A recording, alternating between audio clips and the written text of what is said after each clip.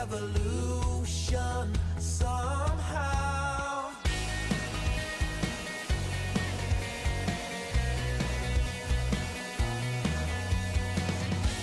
And love explode and bring the dead to life. A love so bold to bring a revolution somehow. Now I'm lost in your freedom, and this world I'll overcome. My God's not dead, he's surely alive. He's living on the inside, roaring like a lion. God's not dead, he's surely alive. He's living on the inside, roaring like a lion. He's roaring like a lion. Let hope arise and make the darkness hide. My faith is dead, I need a resurrection somehow. Now I'm lost in your freedom, and this world I'll overcome. My God's not dead, he's surely alive. He's living on the inside, roaring like a lion. God's not dead, he's surely alive. He's living on the inside, roaring like a lion. He's roaring like a lion. He's roaring. Let heaven roar and fire fall. Come shake the ground with the sound of revival. Let heaven roar and fire fall. Come shake the ground with the sound of revival. Let heaven roar and fire fall. Come shake the ground with the sound of revival. My God's not dead, he's surely alive. He's living on the inside, roaring like a lion. God's not dead, he's surely alive. He's living on the inside, roaring like a lion. God's not dead, he's surely alive. He's living on the inside, roaring like a lion. God's not dead, he's surely alive. He's living on the inside, roaring like a lion. He's roaring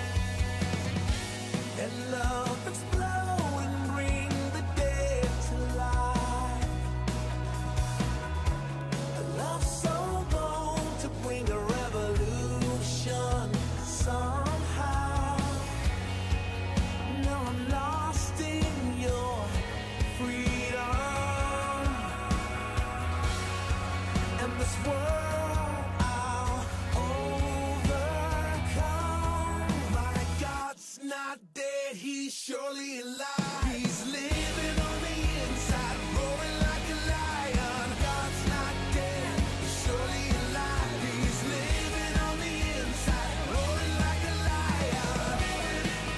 He's roaring like a lion. Let hope arise and make the darkness hide. My faith is dead, I need a resurrection somehow. No, I'm lost in your freedom. And this world I'll overcome. My God's not dead, he's surely alive. He's living on the inside, roaring like a lion. God's not dead, he's surely alive. He's living on the inside, roaring like a lion. He's roaring like a lion. He's roaring. Let heaven roar and fire fall. Come shake the ground with the sound of revival. Let heaven roar and fire fall. Come shake the ground with the sound of revival. Let heaven roar and fire fall. Come shake the ground with the sound of revival. God's not dead, he's surely alive. He's living on the inside, roaring like a lion. God's not dead, he's surely alive. He's living on the inside, roaring like a lion. God's not dead, he's surely alive. He's living on the inside, roaring like a lion. God's not dead, he's surely alive. He's living on the inside, roaring like a lion. He's roaring like a lion. He's roaring alive. He's roaring like a lion.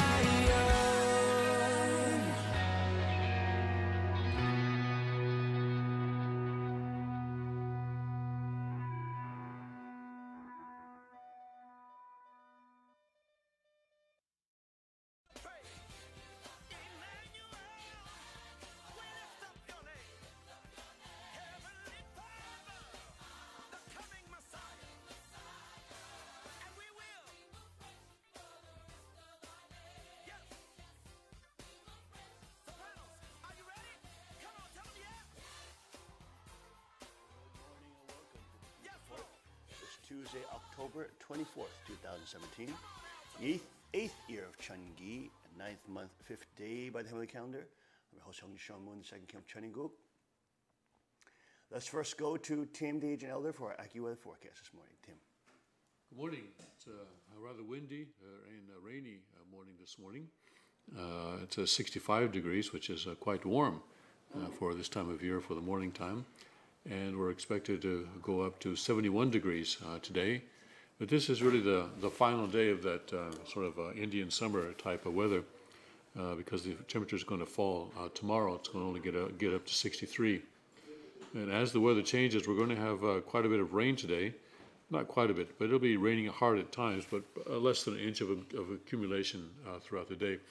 But it's going to be some pretty heavy rain at times, a thunderstorm in areas. So in the rest of the week, it'll be the temperature will be in the upper 50s, lower 60s as we go through the week. All right. Alrighty, well, it is starting to cool down. Yesterday we were out with Kukjung, but didn't have any success. Didn't have any luck. But hopefully we'll try again today. It's going to be rainy today, windy. Oh, rainy, windy? No, Yeah.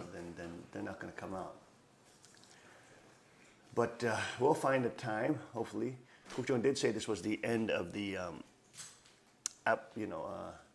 time where the apples are falling and the deer just naturally come in. But good experience, and also good time to be with him a little bit. But unfortunately, it's the next time. All right, folks, we are in Mark 6 today. Jesus walks on the sea. Immediately he made his disciples get into the boat and go before him to the other side to Bethsaida, while he sent the multitude away. And when he had sent them away, he departed to the mountain to pray. Now when evening came, the boat was in the middle of the sea, and he was alone on the land. Then he saw them straining at rowing, for the wind was against them. Now about the fourth watch of the night, he came to them walking on the sea, and would have passed them by. When they saw him walking on the sea, they supposed it was a ghost, and cried out, for they all saw him and were troubled. But immediately he talked with them and said to them, "Be of good cheer, it is I. Do not be afraid." Then he went up into the boat to them, and the wind ceased. And they were greatly amazed in themselves beyond measure, and marveled. For they had not understood about the loaves, because their heart was hardened. And that is right after the feeding of the 5,000, the fish and the loaves. And that scripture is followed by, many touch him and are made well. Okay. Interesting here. Christ makes his disciples go into the sea. He makes his disciples go out in the sea. Sends them out first.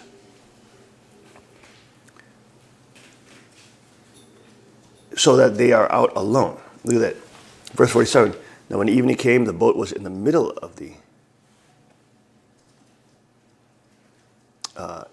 sea. Now this is evening time now. So they were out for quite a bit.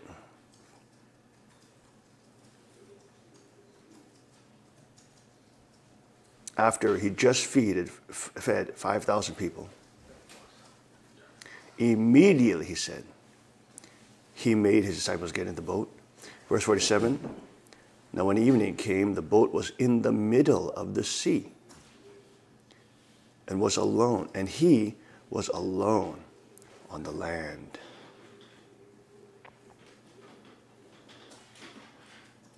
So he sends them out into the sea, sends them out so that they may be on the ocean alone. And then when he sees that they're alone on the sea, and then they're rowing, they're having trouble, etc.,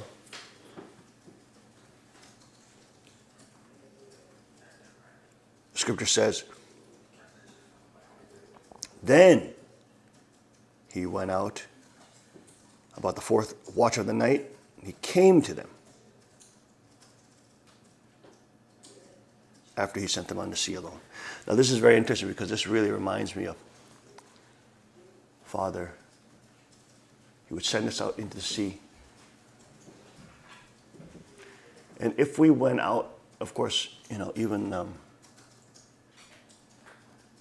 after Father's ascension, if we went out by faith, went out into the oceans, or even went out into the wilderness,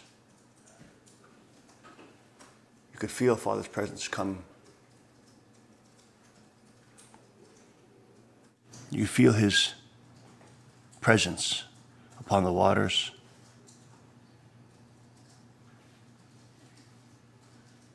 You can feel his presence with you.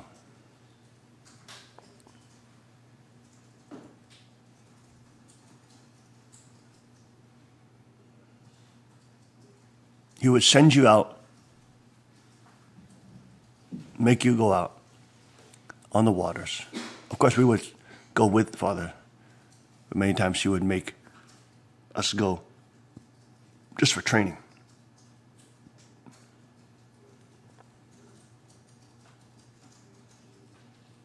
There's something interesting about that when you send out your disciples. You would think that you send them out and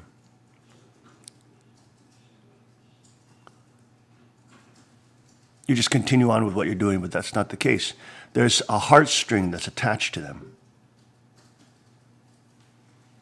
when they're sent out.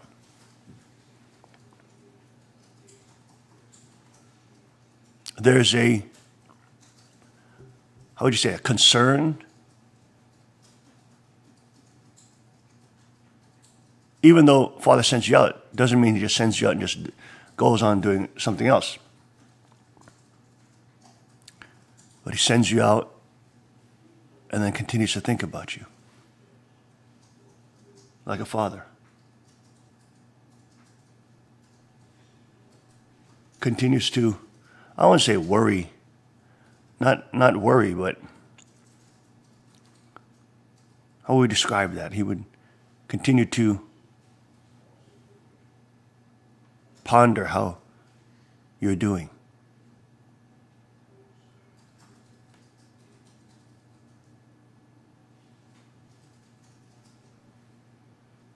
But look how Jesus sent them out alone to do this. Now, this is very important to, even when you're raising children or whatever, is at some point they have to learn how to do things alone.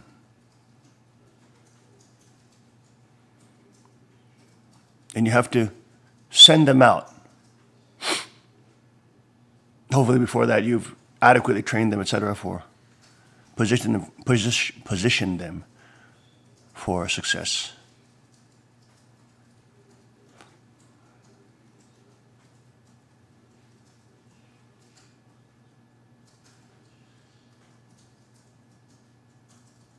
But he sends him. Oh, look at this here. He sends him into the boat. Well, he sent the multitude away.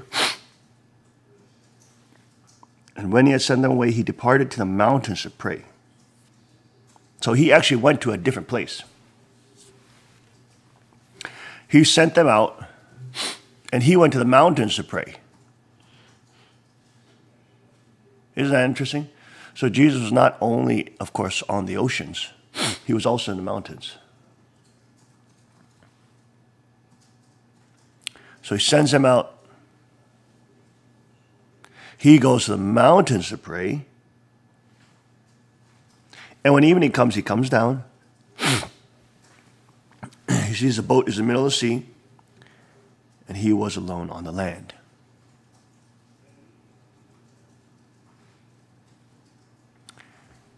I don't know what it is, but there's something yearning in my soul, spirit. This morning, the Spirit of God is telling me, or reminding me, or touching a memory, and also a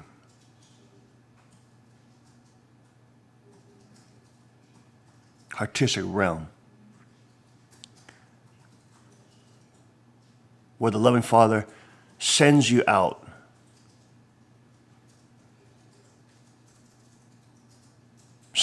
to build your faith, and sends you out for the purpose of making you stronger, and sends you out for the purpose of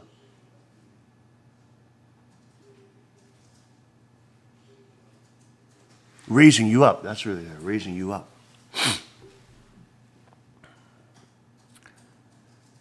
But all the while he does that,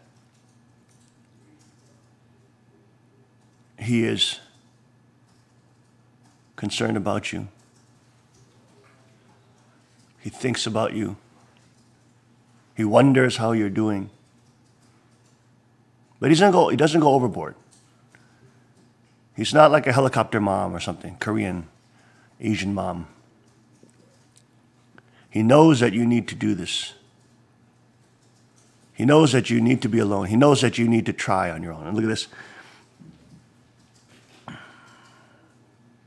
He sees them straining at rowing, for the wind was against them.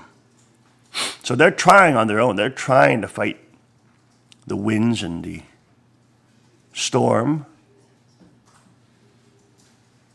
They're trying to stay afloat and not tip over. They are trying on their own. And at the first sign of difficulty, it's not like Jesus appears to them at the first sign of difficulty.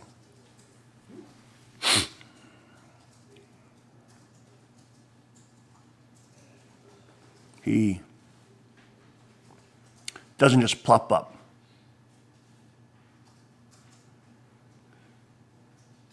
He lets them struggle. Strain. Ooh, I like that word, straining. He lets them strain. Because he knows through straining, they're going to learn something. It's interesting when you are raising people up, right, or training them, and you see them straining, you know it's good for them. You know they're getting stronger. You know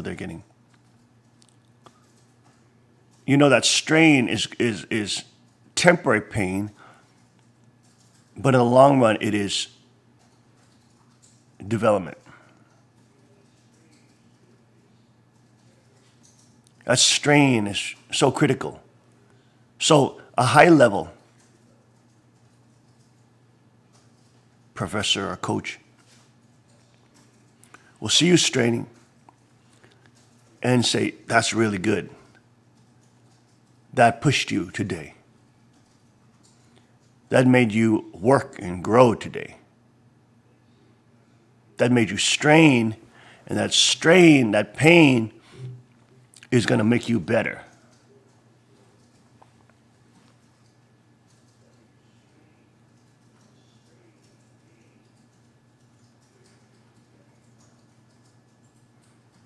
And then when they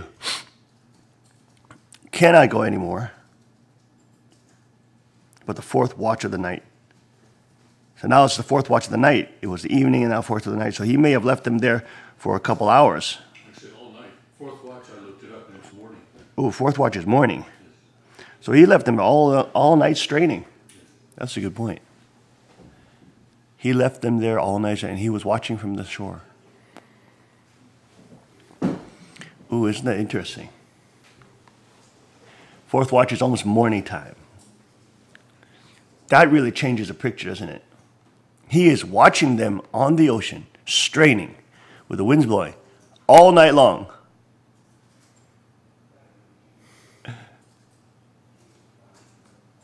He's letting them go through the tribulations, letting them try to figure this out by themselves, letting them try to go against the winds, letting them try to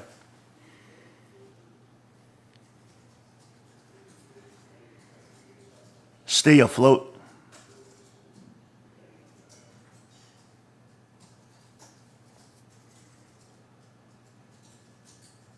Reminds me of also when we went to Maine this time.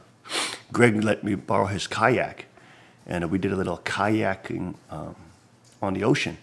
And it's really a different experience than a lake. I mean, you can feel the swells. You can feel the ocean waves and the swells coming in. So this thing is moving up and down. It's a very different experience because the kayak is also very, can easily tip. And they're on a boat. We don't know what type of boat.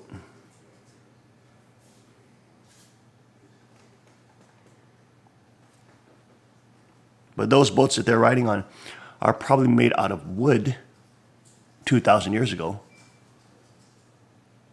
I don't know what else they were made out of at that time. It would probably be wood.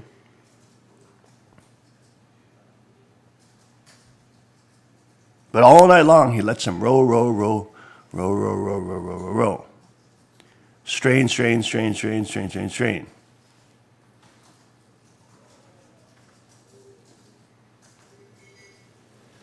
All night long. Very interesting. And then after that whole night has passed, he comes to them walking on the sea. And would have passed them by. That's an interesting section there, walking on the sea, and would have passed them by. But they saw him, and they said, "Oh, shoot, that's a ghost." They cried out and said, "Oh my gosh, that's a ghost." But immediately talked with them and said to them, "Be of good cheer. Do not be afraid. It is I." And then he said about and then the wind ceased. So the wind was blowing all night long, beating them up, throwing that boat around, tossing and turning. They're not able to be successful, bring the boat in. That's how strong they had. Like they probably had, close to a dozen people on the boat, but they couldn't paddle through that wind. So that wind must have been pretty strong.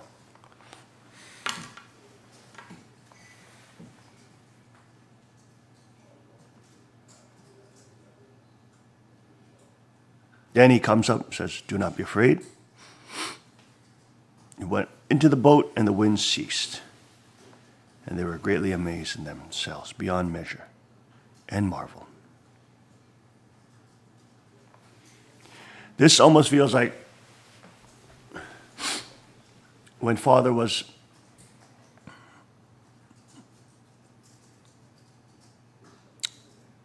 doing workshops in the ocean, and then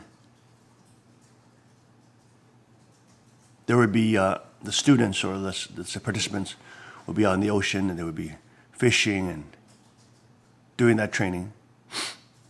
And then Father would appear. He would appear, his boat, for example, would show up, and I remember sometimes we would get up close to the other boats. And the people were so happy to see him. They were like freaking out. Especially with their Japanese sisters on there, like, ah! It's like the happiest thing. I mean, you're out in the middle of the ocean, and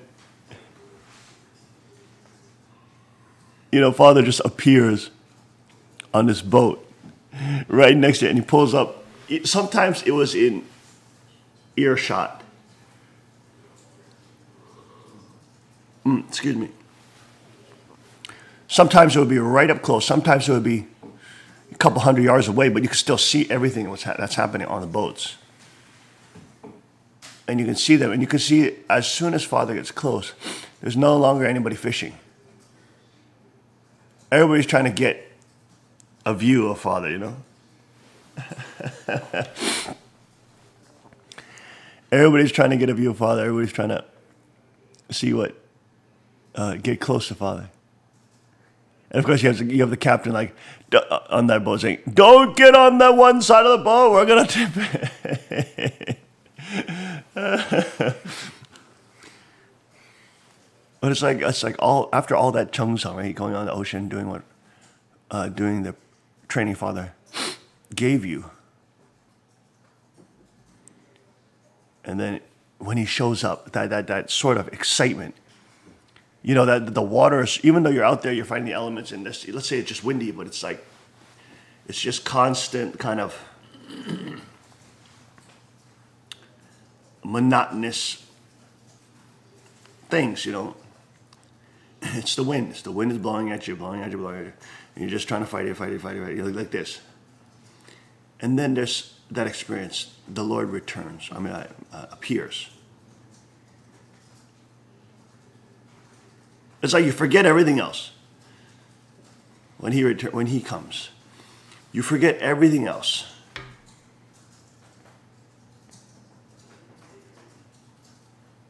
And there's this excitement because something has to change when he shows up. Ooh, something has to change when he shows up.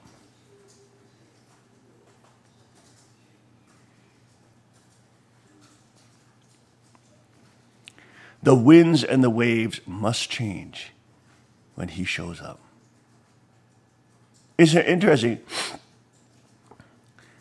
that the disciples are no longer thinking of the winds and the waves? Especially after they see Christ, because they see him as they think it's a ghost. And he's walking by, But then it says he immediately talked. As soon as they're like, "Oh my goodness, what is that? It's a ghost. It's a ghost." And then he immediately speaks, and he says, "Be of good cheer. It is I. Don't be afraid." He's like, "What are you freaking out about? What's wrong with you guys? What are you freaking out about? I'm just walking on the ocean."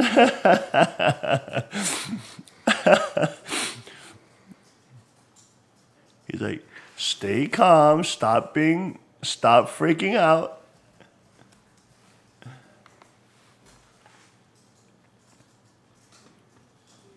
He said, "Be of good cheer." He said, "Be of good cheer. Do not be afraid." Oh, okay, I'm supposed to be near this microphone today. We're testing this microphone, get up close to this microphone today. I got this little fuzzy microphone here today too. So we'll see how that comes out. But when Christ appears, everybody's freaking out. And he says, everybody was like, the whole day they were battling these winds. They can't even move their boat. They can't even get close to shore. Because they were trying to get back to shore, but they couldn't.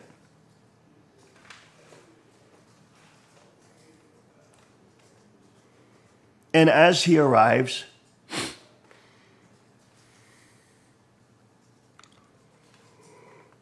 the waves, the wind, the rowing, all stop.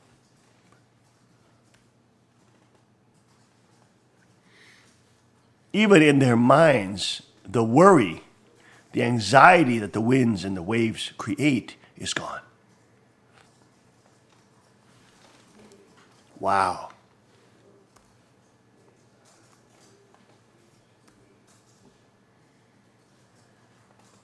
That's why it's so important to have a prayer life. The Queen is making a beautiful new room. Well, not a new room, but her closet. She's organizing her closet, and she's making a prayer room there, like in a little section, which is like a prayer section. Beautiful. She got really inspired by the movie, a Christian movie about a prayer room. I can't remember what it was called. But a very wonderful movie about making a prayer room in your home. That is kind of, there's nothing there except for scriptures and War Room. War Room is the name. Pull up War Room. Let's get a picture of War Room, the movie. But nothing's in there other than people who you're praying for and scriptures on the wall. Very wonderful movie. Very well done. So she got really inspired by the movie and she's making that. She goes in there to pray. As Jesus says, go in your closet. Go in your closet and pray. You don't have to pretend you're praying like a Pharisees on the street, swaying your body up and down. Go in your room, go in your closet and pray. So she's been doing that kind of prayer room, war room, prayer warrior training. And you can see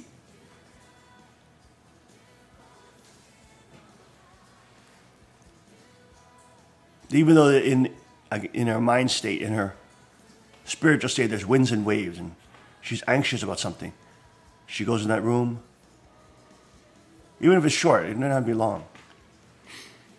5 minutes, 10 minutes later, she come out. There's a calm. That anxiety is gone. God give her a word. God give her an answer that she was struggling over. God shows up and the winds stop. God shows up and says, hey, be of good cheer. Don't be afraid.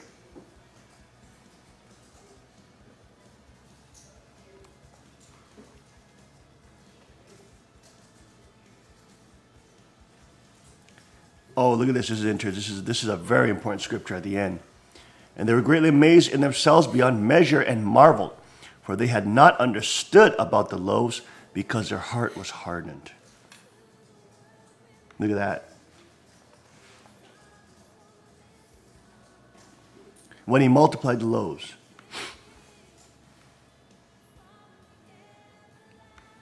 the scripture says they had not understood about the loaves because their heart was hardened. Even those disciples who served Christ, their hearts were like hardened. Isn't that interesting?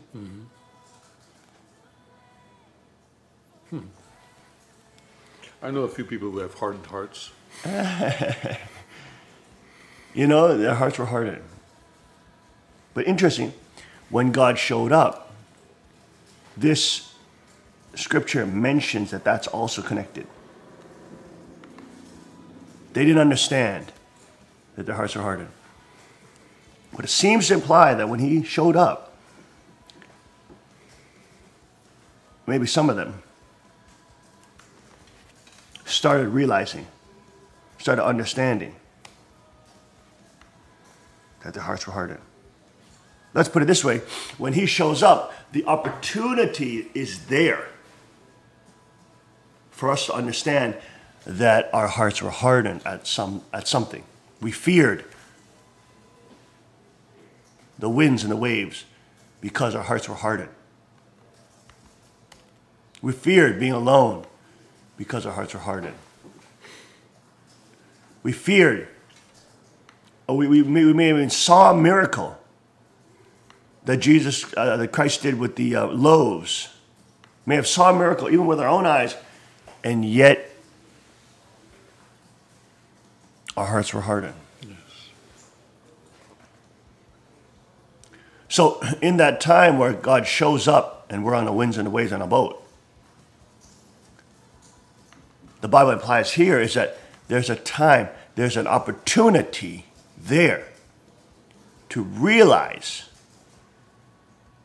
that it was you, it was your heart and heart that prevented God from coming in, coming to the boat, coming to save you. There's an opportunity there. There's an opportunity there for repentance. There's an opportunity there to realize you're not perfect. There's an opportunity there to reinvigorate your heart with God, because it may have gotten hardened. You may be self-righteous thinking you're perfect and you're thinking you're always on the right, etc., etc. But there's an opportunity there when God shows up to realize that no matter all your intentions, you still are self-centered. And we as human beings not only have self-interest, but we are selfish. So when God shows up, changes our scenario, tells us be of good cheer and don't be afraid, there's an opportunity there to understand,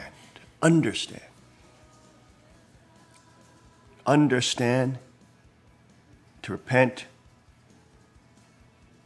Even if he kept us out all night, we have resentment, or we have anger, or we have fear. When he shows up, there's an opportunity to realize that our hearts were hardened, and they say, Lord, I have no fear because of you. I have no fear. We'll be right back after a short break. Stay with us.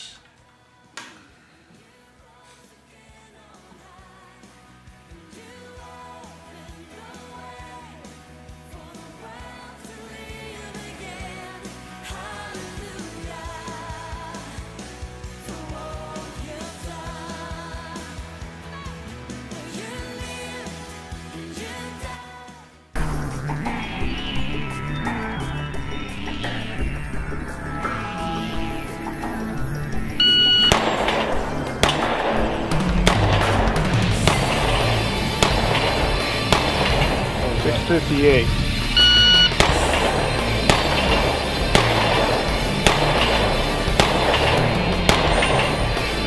614.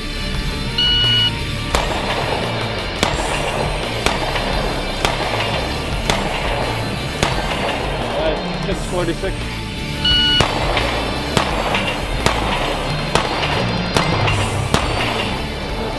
471.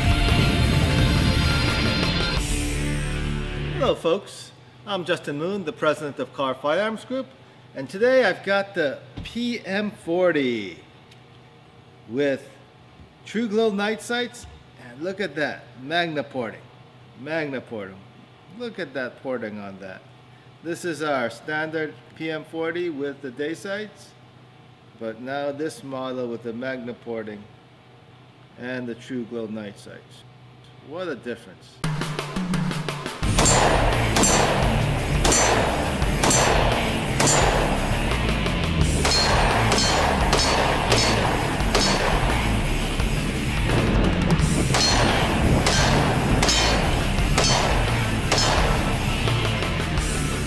The 40 caliber PMs have a reputation for being quite a bit of a kicker. They do kick a lot.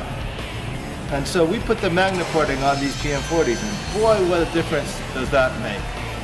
It really makes this PM40 shoot a lot softer, reduces the muzzle flip, the recoil comes straight back into you, and becomes a very manageable pistol.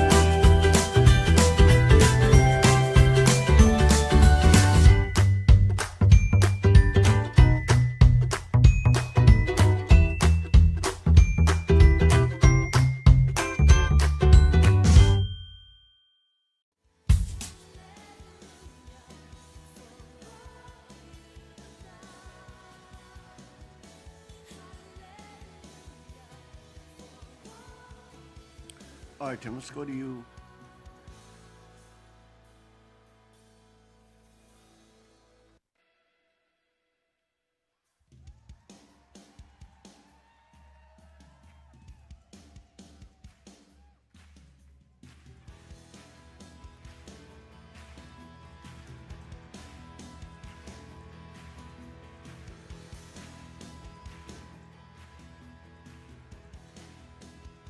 And we are back. Welcome back to the King's Report this morning, Tuesday, October 24th, 2017. I'm your host, Sean Moon, second king of Chaniguk. Let's now go to dredgeboard.com and Tim for the headline news. Tim. Okay. So the border wall prototypes are finally going up, and that's the lead story. It's a Reuters story on a Drudge this morning. And apparently there's some discussion of what color they're going to be, blue, white, or beige. Red, white, and blue. Cable Wars, Maddow back at number one. Drudge really likes to follow those Cable Wars, cable news ratings. O'Reilly says, I'm mad at God over sex harassment allegations. Berates reporters, and Megan jumps in. He's mad at God. Yes. Over sex harassment allegations. Yes. That makes a lot of sense. It's all God's fault. Come on, O'Reilly. Go ahead. And then the trial of the illegal alien who killed a young woman, and actually this was the whole thing that, it was this incident that started this whole thing about sanctuary cities and about the whole immigration thing. That trial is beginning now, and so media are covering it, and begins with the emotional testimony by the father of the young lady who was killed.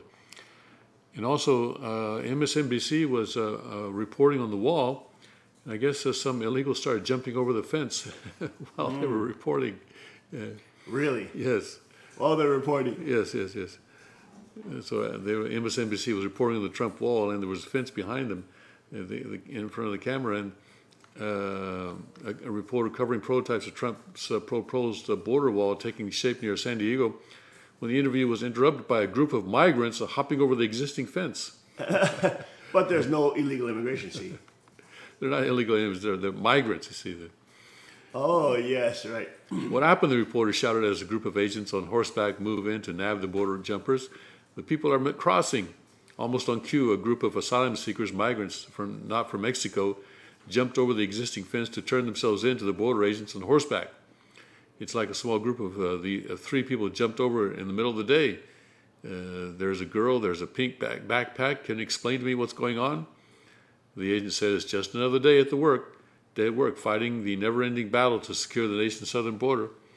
This is the reality of everyday border enforcement. The United States is still the ultimate draw for people that have dire situations where they're at, the agent said. We're going to continue to witness this. It plays out on a regular basis for us, he said. And it did here just now, the reporter replied. There you go. But of course, Obama said nobody was coming over the fences. And they should leave them open borders. Yeah. Open borders. I mean, there's no fence in some places. Yes. James O'Keefe proved that by dressing up as Osama bin Laden, pull that up, as Osama bin Laden, and walking across the Mexican-U.S. border. Yes. I mean, he proved that. There is an wide open border. And you get, the left always wants to say there's children coming over.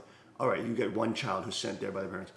You get every one child, you got freaking MS-13 coming in. You got all these refugees from different countries pouring because they know there's a big gaping hole there and they won't get in trouble coming in here. And they'll actually be put on welfare under Obama and be paid a check.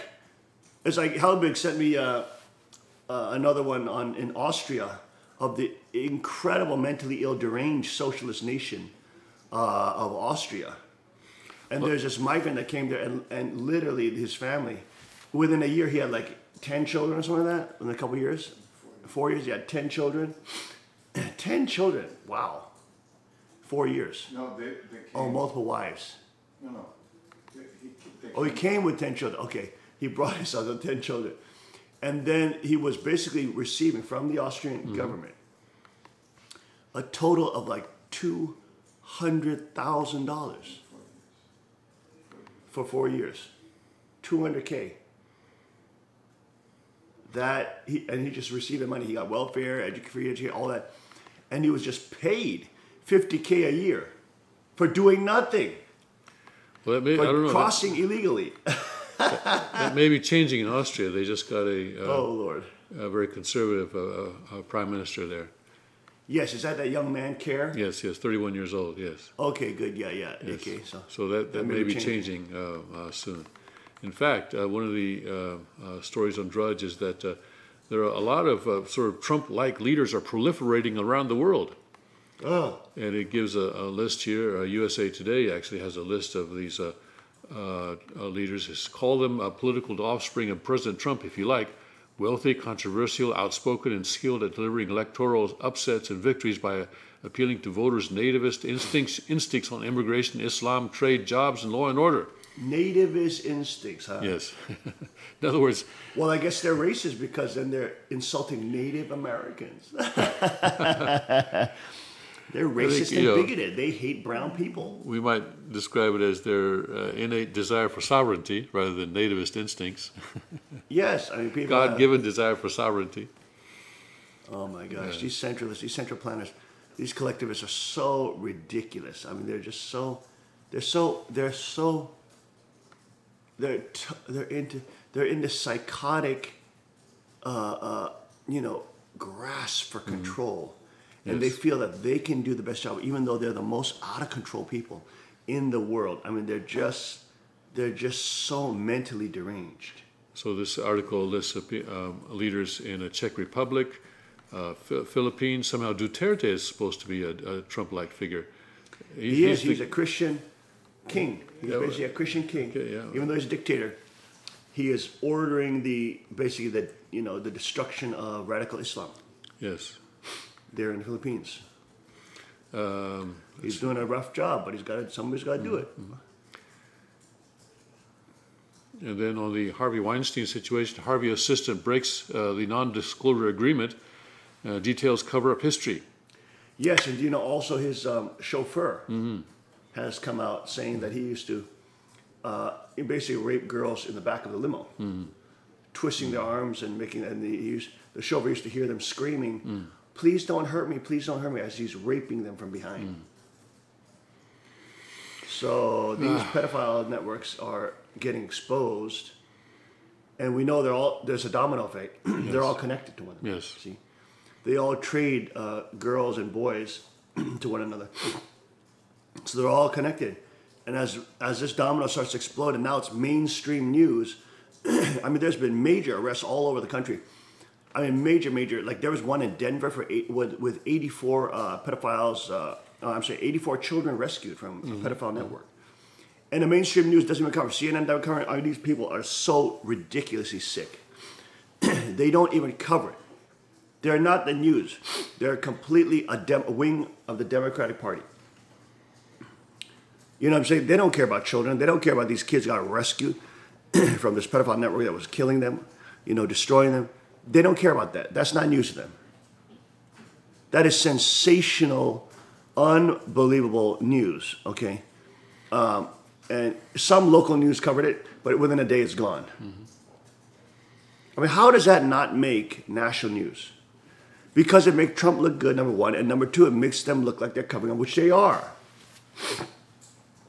They're so absurdly ridiculous. Okay, I'm sorry, Tim, go ahead.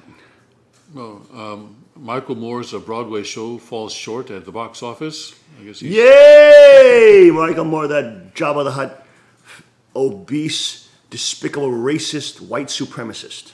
Well, Hollywood in general has been having a lot of trouble at the box office this year. Hollywood's set to find... Hollywood, burn, baby. Burn, metaphysically. Burn, baby. You are dead, Hollywood. Nobody cares about you. You're irrelevant. You're scumbags.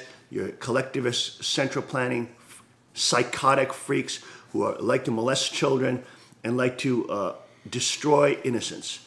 You are despicable scumbags. You are despicable filth. Nobody cares about you. You're irrelevant, and people are coming after you now. You are going down, baby. You're burning like the trash that you are. And you are burning metaphysically. Hollywood is dead. It's dying. And look, that's the place of sexual exploitation for children, okay? That's this place of hypersexualization where people, quote, go there for their dreams and glitz and glamour, but they get hypersexualized, raped, and molested, And then they have to shut up about it. And as long as they shut up about it, then they're able to be successful and get jobs, etc. And the more they rape you, the more successful you can become, especially if you're nice and pretty or handsome.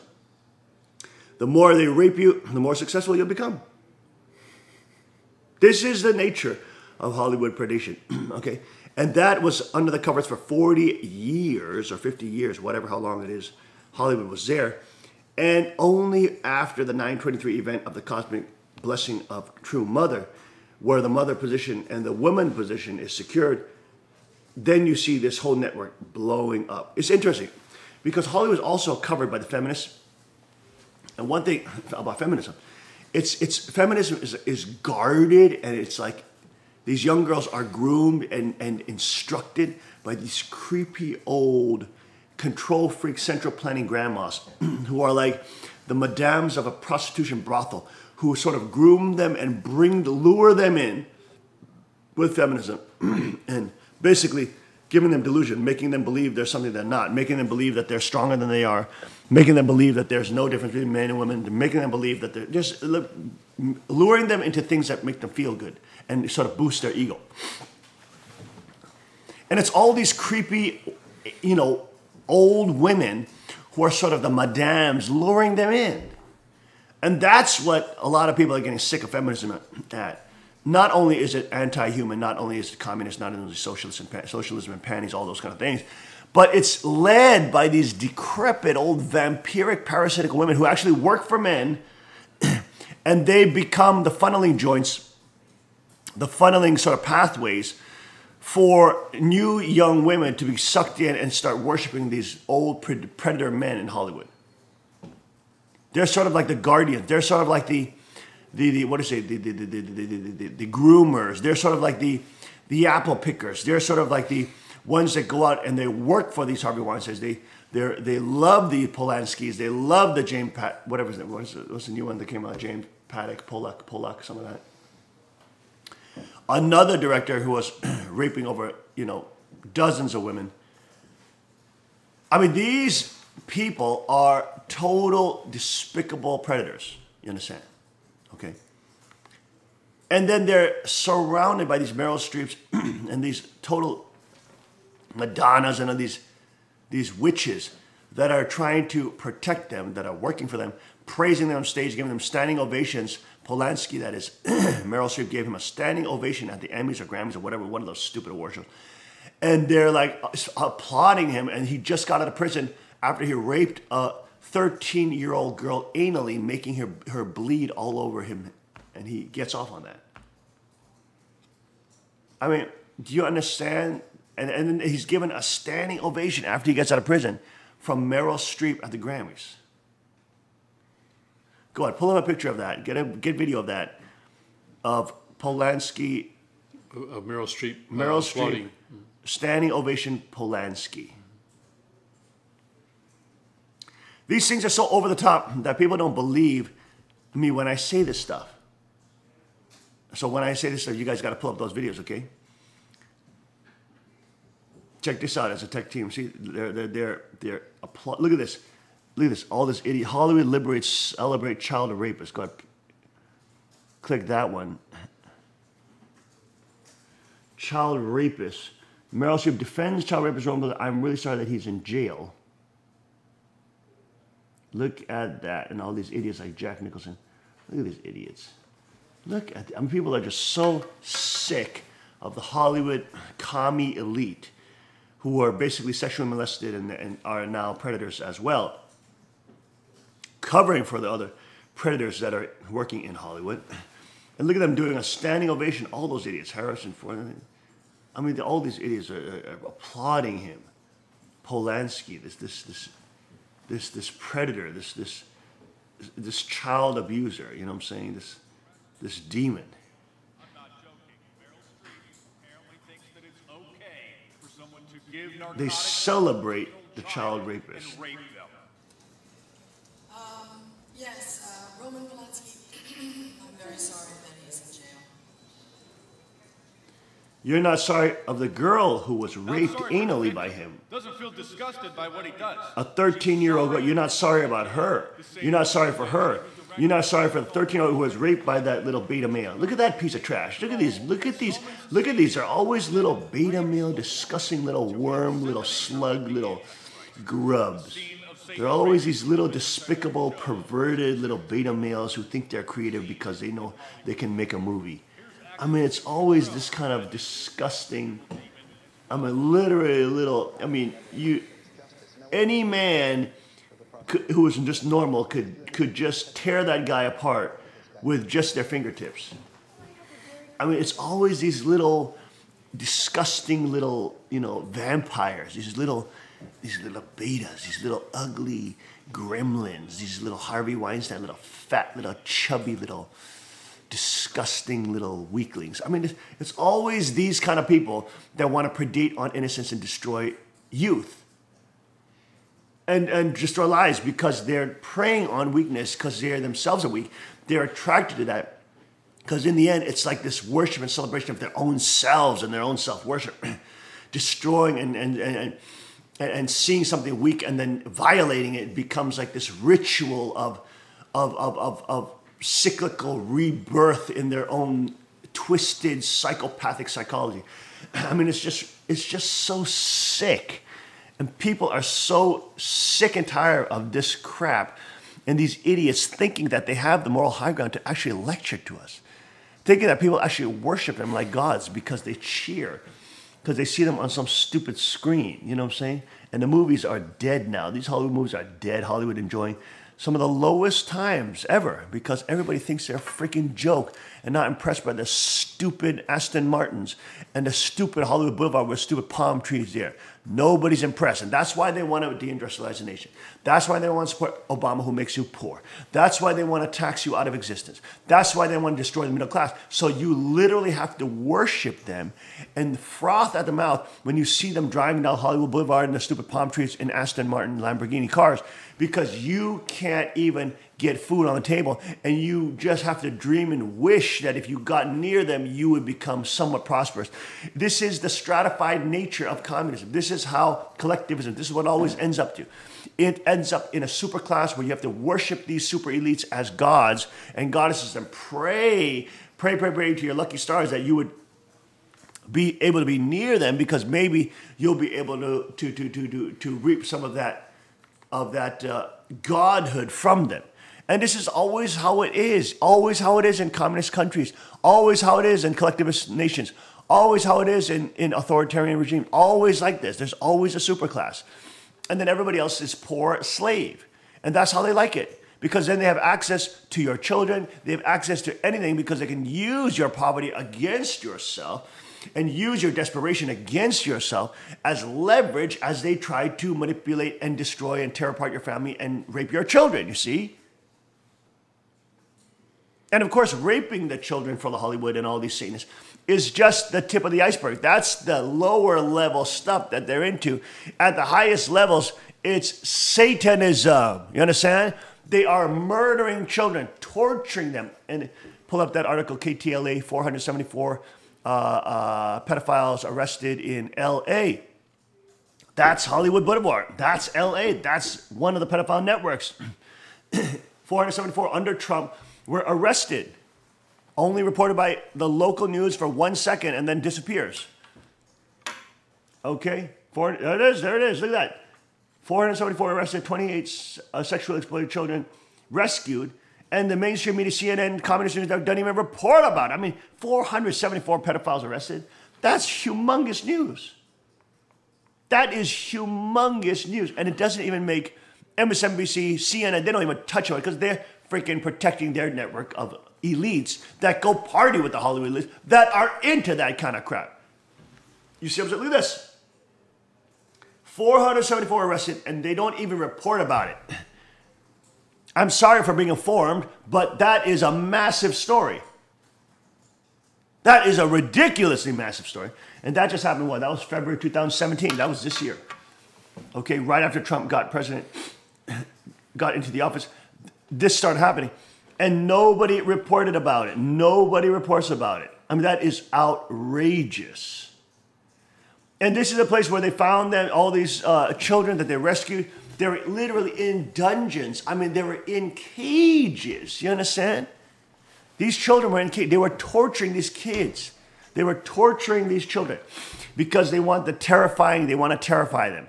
They get off on, it's like that, what's it in that movie, the Monsters, Monsters, Inc.? The monsters get off on, they get power when they make you scared. It's like they're in this state of adolescence and arrested development and this wicked, twisted, psychopathic, vampiric, state. And they get off on terrifying. They get off on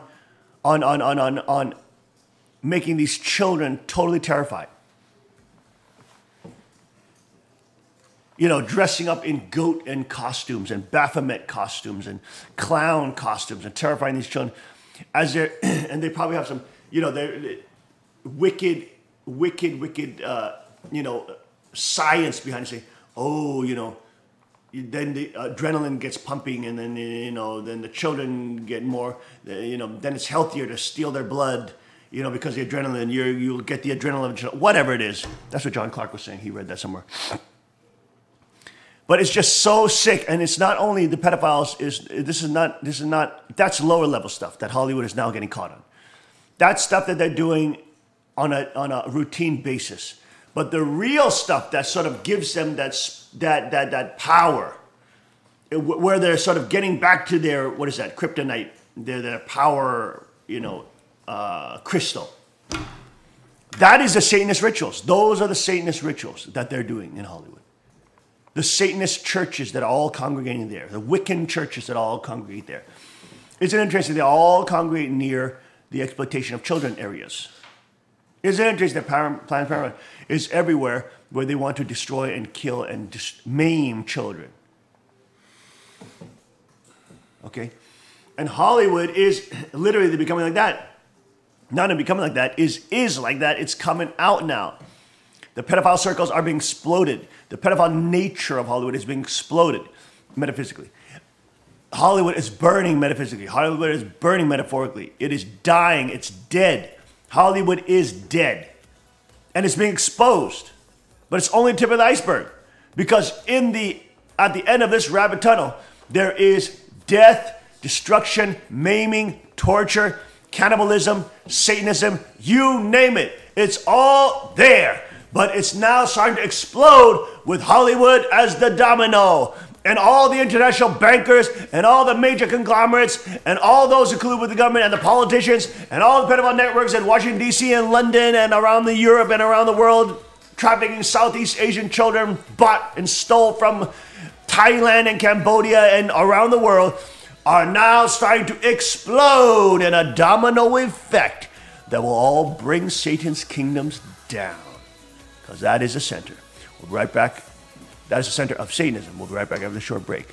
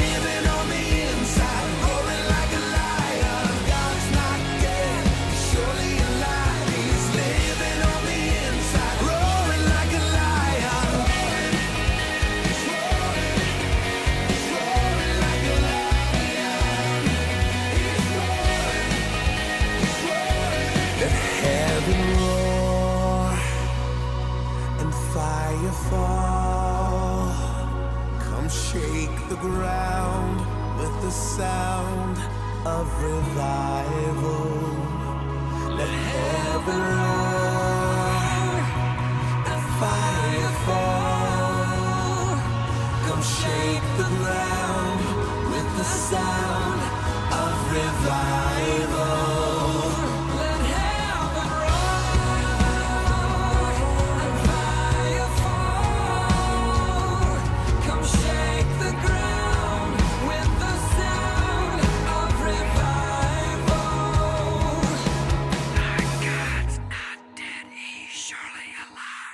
living on the inside, roaring like a lion. God's not dead, he's surely alive. He's living on the inside, roaring like a lion. God's not dead, he's surely alive. He's living on the inside, roaring like a lion. God's not dead, he's surely alive. He's living on the inside, roaring like a lion.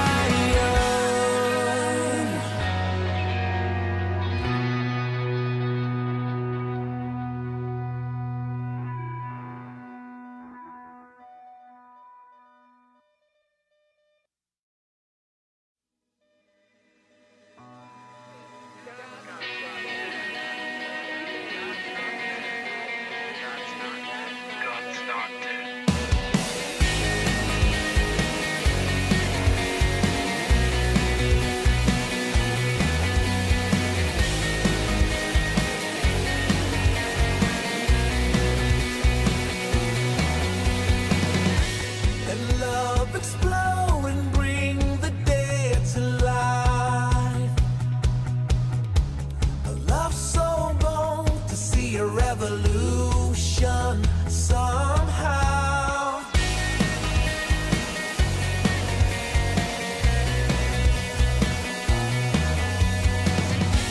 And love explode and bring the dead to life.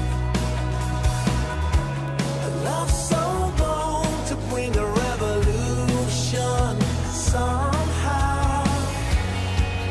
Now I'm lost in your freedom, and this world I'll overcome. My God's not dead, he's surely alive. He's living on the inside, roaring like a lion. God's not dead, he's surely alive. He's living on the inside, roaring like a lion. He's roaring like a lion. Let hope arise and make the darkness hide. My faith is dead, I need a resurrection somehow. Now I'm lost in your freedom, and this world I'll overcome. My God's not dead, he's surely alive. He's living on the inside, roaring like a lion. God's not dead, he's surely alive. He's living on the inside, roaring like a lion. Eyes follow in your ways, forever free in unending grace. 'Cause you are my freedom. We lift you higher, lift you higher. Your love never ending. And we are back. Welcome back to the King's Report. Tuesday, October 24th, 2017. Sen King reporting live from the Chunigong Palace. Now let's go back to Tim for our headline news. Tim. Men are taking classes to unlearn toxic masculinity. Oh, give me a break. The program bills itself as a class where men learn how social constructs of masculinity harm them and the people around them, Social constructs. and work to yes. construct healthier masculinities. Oh, yeah. This Or is, as Hicks puts it, it was 8 days of guys discussing how they can address their actions with better self-awareness and less toxicity. well, learn how to fight and do kill animals and eat red meat Oh, that with sounds some pretty vegetables on the toxic. side. That's pretty toxic. In their view, that's toxic. In the kingdoms, dude, that's powerful. That's important. Yes. That's a type of masculinity that will stave away, that will ward off predators because those predators want to do that to your children. Uh-huh. Go ahead. More people are getting stoned at the office. People in high-stress jobs apparently are smoking marijuana to deal with the stress. Professionals. Next time you hire a lawyer, you may want to smell their breath. Americans retiring later, dying sooner, and sicker in between. Melania is on Trump this morning. Choose kindness, she says. It's good. Daniel Day-Lewis, mysterious final movie trailer. In Northern California, the fire loss total surges to 8,400 structures. And the cleanup is beginning. The World Series could be the hottest ever because there's a heat wave in Southern California. I think the World Series, the LA Dodgers and the Astros. The New York Yankees lost out. 100 degrees expected for Game 1. Wozniak iPhone X first by day 1. Demand not exceptional. Pentagon revises timeline on Niger battle. Still trying to find out what happened there when the 4 U.S. servicemen were killed. Putin warns of superhuman soldiers who feel no fear or pain. Tense chase through Mediterranean reveals rattled NATO. I wonder what that's about. Can we take a look at that one? Tense, yes. Hackers steal photos from plastic surgeon to stars. A Russian submarine's recent antics have revived a Cold War of fear. A tense chase through the Mediterranean. The Russian submarine did exactly what it was built to do, and that's what has NATO worried. The diesel engine attack submarine Krasnodar crept through the blue waters of the Mediterranean towards the Black Sea. This was to become its new home, but on the way it had a mission to do. And NATO knew the new submarine was passing by, and new submarines are items of keen interest. How noisy is it? What are its unique sound signatures? How long can its batteries last? Does it carry any new equipment? Several specialist NATO anti-submarine frigates were following, determined to find out. The nuclear-powered aircraft carrier USS George H.W. Bush put its sea-scanning Seahawk helicopters to the task, as was a flight of a new P-8 Poseidon subhunting aircraft based in Italy. But the Russians weren't going to play. The submarine had traveled on the surface in plain sight through the North Sea from Russia's northern naval bases. A succession of NATO warships, including Britain's HMS Somerset, kept a watchful eye on it, waiting for it to submerge, but it didn't. At least not until it reached Libya, where Russia's defense ministry abruptly warned international airlines that it would be taking part in military exercises off the coast. It was part of a sales pitch to Europe and others who are in the market for modern, quiet, conventionally powered submarines. Then out of the blue on May 29th, a series of cruise missiles tore through the air towards targets around Syria's besieged city of Palmyra. They were Russian. They came from the Krasnodar. This changed everything. It also posed a troubling question. Who was hunting whom? Naval analyst and historian Dr. Alexander Clark says the cruise missile strike didn't go to the usual Russian play script. At first, it was a familiar game of cat and mouse. The Russian submarine tried, but not too hard, to keep it invisible. The U.S. and NATO subhunters tried, but not too hard, to keep it in their sights. Neither side wants to reveal all the tricks they have up their sleeve. Then Krasnodar launched its cruise missiles at targets in Syria. The Russians have usually cheated in exercises with the prearranged midpoint missile guidance updates from a ground unit, a surface ship, or a helicopter. This time it didn't happen, which means that she must have received far more accurate data. With all the world watching, the Russians must have been very sure that everything would work, Dr. Clark says. More importantly, Krasnodar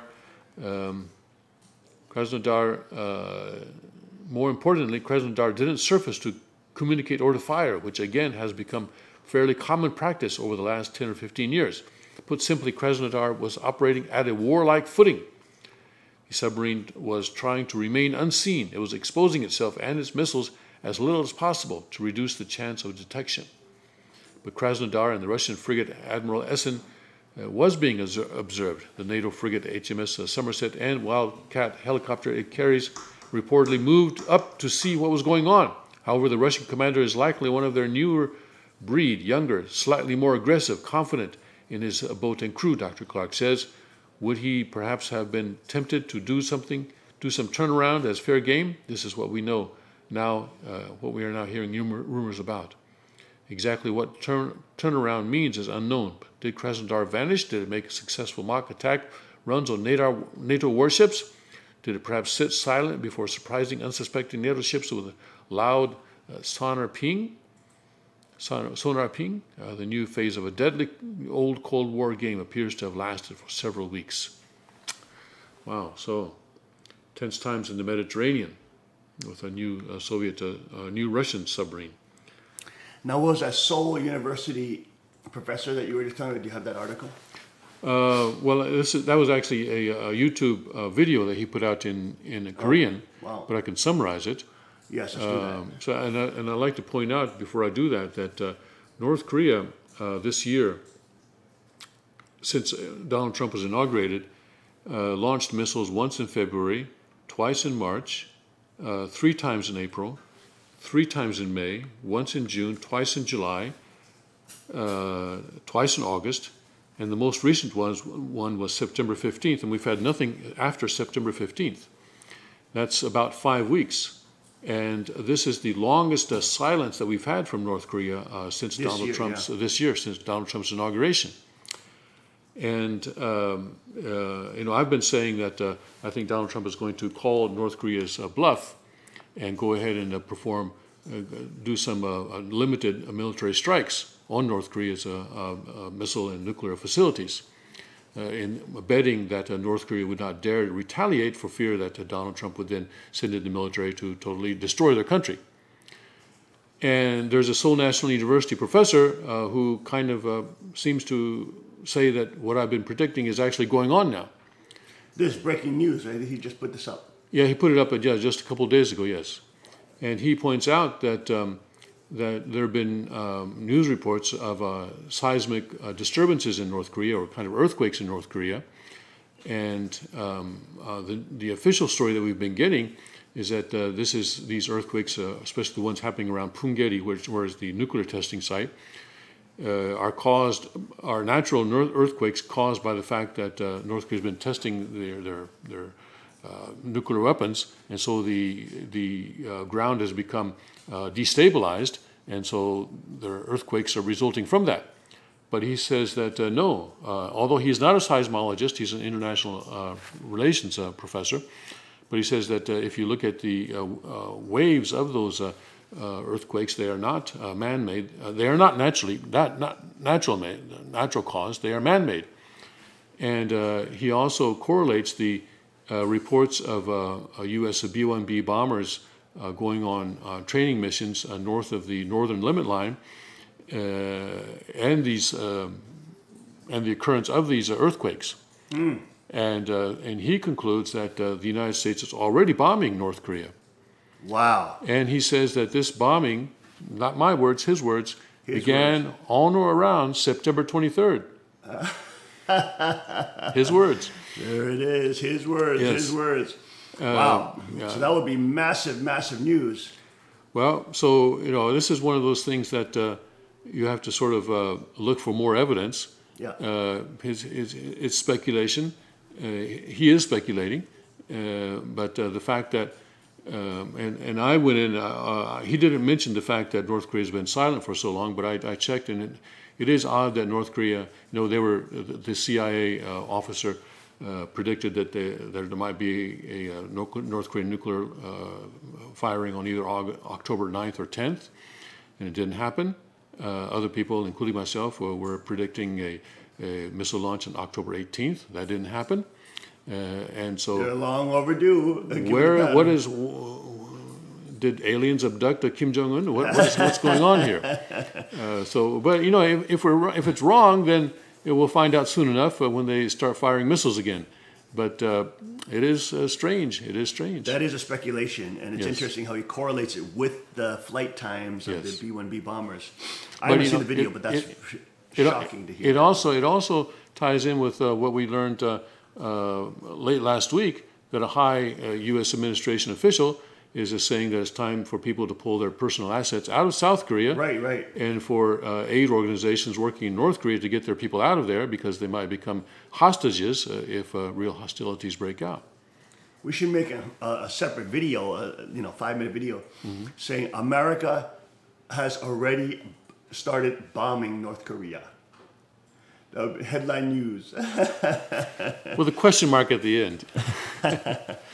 As the U.S. began to bomb, that's an interesting YouTube video. We should maybe do something with that. Okay. So that maybe a smaller clip video about that, because that would be quite an interesting one to get out to the prepping community and to the people who are awake, the alternative news channels. Headline could be U.S. or Trump bombs North Korea. Question mark. Well, says top expert. Top expert. Right, because in Korea, he would be a top expert. But that would be an excellent headline. And that I'll probably get 1 million views right there. Not that the views are whatever the most important thing, but this is a very interesting news that the Western media is not covering, because they don't have access to. They do, but it's a little slower to this news. But that's very interesting news. What is his name?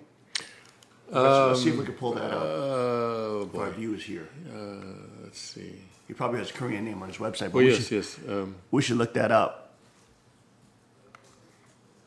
I can get it for you in a minute. We can get a special report on that and maybe send it out under the subheading, Trump begins bombing of North Korea, something like that.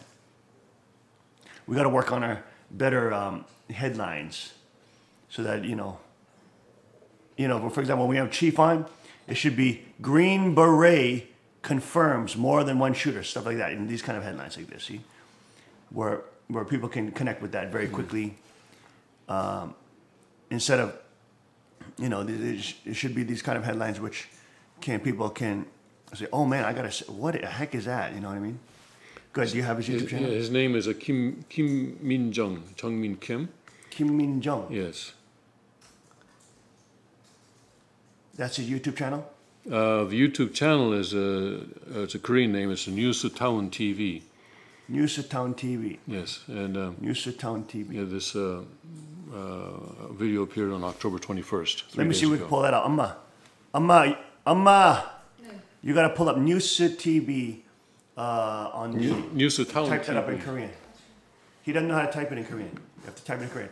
I'll send you the. I'll send you the link. Okay, I'll send you the link. All right, we got to take a look at that, because I know this is unscripted and it's live this is live, but this is incredible news that this Seoul National University professor is claiming that the U.S. has already started strategic bombing of North Korea. We'll be right back after a short break. We'll show you that video too.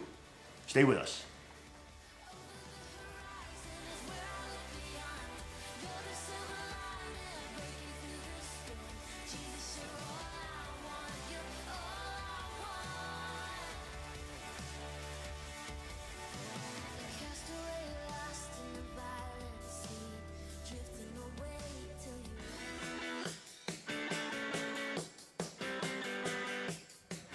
Hi, welcome to Tommy Gun Warehouse. We have a short video for you this afternoon. We want to show you how to work the action on a P380. This is our very small pocket 380 that it has a very strong spring, to work the slide.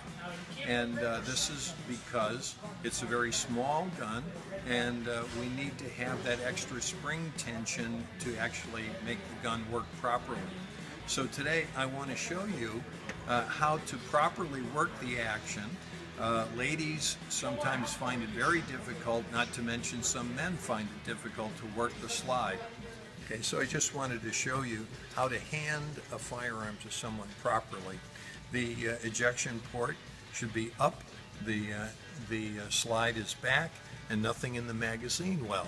Then you take this and you hand it to somebody in this manner. They should then verify that it is empty and nothing in the magazine well. And now what I want to show you is how to work the action on this P380. It's sometimes difficult for men and many times difficult for women, but if you know how, it's not that difficult. So Dai is going to start out by facing at a 45-degree angle downrange. The gun is going to be, the axis of the barrel is going to be the same axis as her forearm. She's going to keep it closer to her chest, and then reaching over the top with her weak hand, she's going to make sure that this ejection port is clear, that her hand isn't in the way, because you don't want to have an accidental detonation of a primer and injure your hand. So using the upper body strength, you're going to, just work it together, push and pull at the same time, and lock it back. And it's just that simple. You might not get it the first time, but all it takes is a little practice and learning how to use your muscles, and you'll do just fine. Dai had started this just a short time ago, and after the third or fourth attempt, she was doing it perfectly. So thanks for listening. Come down and see us at Tommy Gun Warehouse, and we'll show you this P380. Yes, sir.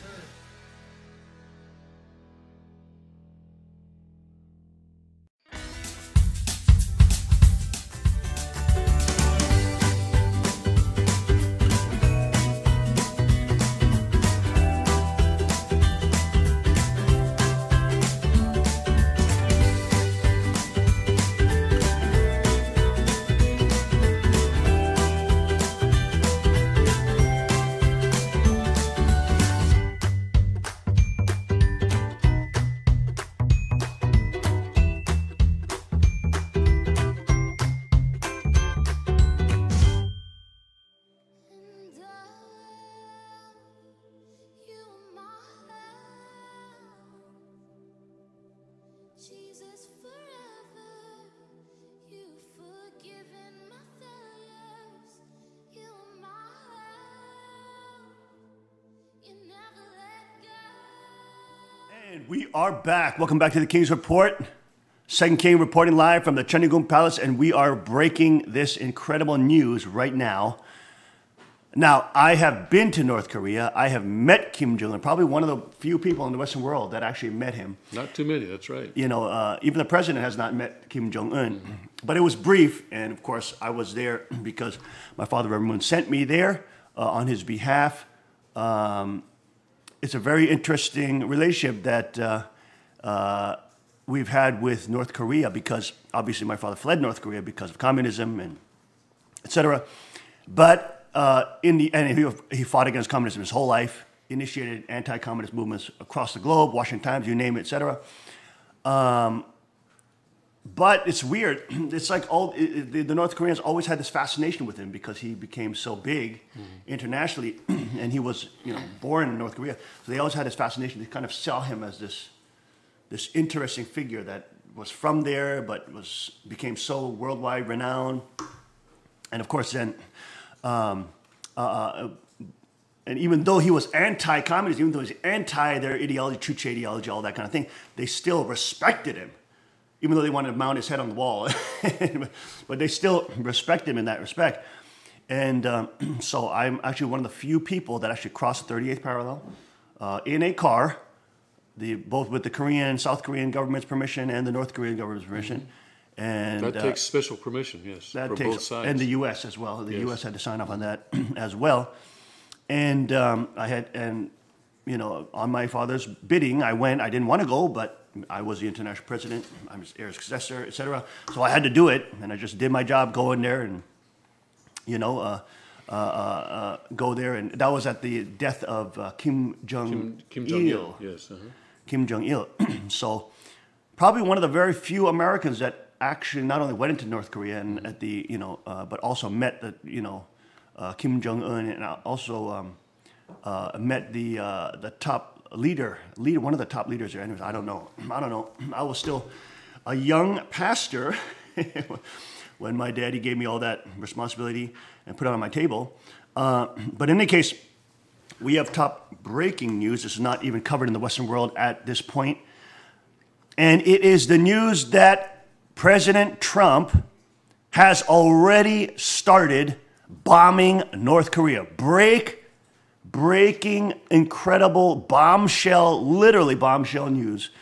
And this is coming out of South Korea right now, a Seoul National University, which is the top university. It's like the Harvard of Korea. South Korea has released this on his YouTube channel. Go ahead, play this, and we'll talk about it as we play it. And our tech team will bring this up right now. So if you go to the very beginning, right there at the very beginning of the video that you're looking at now, he's talking about the earthquakes that have been reported in North Korea, a few locations in North Korea, but especially around the area in northeast called the Punggye-ri. Punggye-ri region. North Korea has its nuclear testing facility. And he's asking, are these earthquakes being caused naturally, or are they man-made earthquakes? In other words, are they the kind of earthquakes that you expect from a bombing, from a conventional bombs? He says the earthquakes are not large enough to be caused from a nuclear strike, but he is saying that they look to him like man-made, and he speculates that they are being caused by bombings. And later on in the video, he correlates these earthquakes with the training missions, so-called, by U.S. B-1B bombers going across the northern limit line, and according to the official story, going close to North Korea, but staying within international airspace. But he's saying, no, I don't think so. I think they're actually bombing North Korea. So they happen to be happening right when the B-1B bombers are flying around, doing their exercises, and boom, boom, boom, you see all these seismic shakings. And then, of course, he's doing the analysis, and he showed the graphs right there, where he's saying, hey, these are not earthquakes. These are man-made tremors. Yeah, seismic disturbances or whatever. Seismic disturbances, whatever they're called. So the official word we've been getting is that the North Koreans have been testing so much at the Punggye-ri that the ground has become destabilized. But that's interesting. But that's weird because you just broke down on a month-by-month basis. Could you go back one more time, Tim? Yeah. Okay. How frequent North Korea this year on a month-by-month basis has been testing? I'm looking at a CNN thing here where they've listed the North Korean missile strikes this year, missile launches this year. He said, CNN says that the North Korea has fired 22 missiles during 15 tests since February. And there was the first one this year was on February 12th. That was the only one in February, but then less than a month later, on March 6th, there was the next one, and then March 22nd, again, less than a month. And then April 5th, less than a month. And then 16th April, 29th of April, so just a week or so, or 10 days or so apart. And the next one after that, in May, was May 14th, so a couple of weeks or so after, and then May 21st, a week later, and then 8 days later on May 29th, and then about 10 days later on June 8th, and then less than a month later on July 4th, and then a couple of weeks later on July 28th, and then about a month later on August 26th, and then 3 days later on August 29th, and then about 3 weeks or so, almost a month later on September 15th. So all these launches have been occurred. The frequency has been less than a month. Less than a month. Every month they've been occurring. Once or twice or 3 times a month. But we haven't had one now in 5 weeks. 5 weeks. More than a month. That would be over a month. Yes. So what happened? What happened? North Korea is shockingly quiet. Has someone gone in and bombed their facilities so that they can't launch? Or is there another reason? Well, it's interesting. Also, this Seoul National University professor saying that the U.S. Special Forces also entered in. Yes. Well, he says that when the B-1B bombers went, there was another type of aircraft that went across the northern limit line as well, and this is the type of aircraft that he says is used to insert special forces. And that would, of course, coincide with Kim Jong-un claiming just a couple of weeks ago that special forces are trying to kill him. Right. And later on in the video, he also talks about nuclear-powered U.S. submarines that have been visiting South Korean ports recently, and he looks at the structures that are attached to those submarines. And says those structures are used also for inserting special forces into enemy territory. This is humongous breaking news. I mean, this is unbelievable. So he's saying that. There's bombing going on, and U.S. Special Forces are on the ground in North Korea, assisting the bombing and doing other things, presumably. And this is basically the Harvard of Seoul of Korea, South Korea. Yes. Professor saying this. with this research, with his graphs, he has a whole PowerPoint presentation on it. Look at that, over 2 hours long. But to save everybody from watching it, and especially you have to be a native speaker as well to understand what he's saying. So he is a wow. So he is a international relations expert, and he's a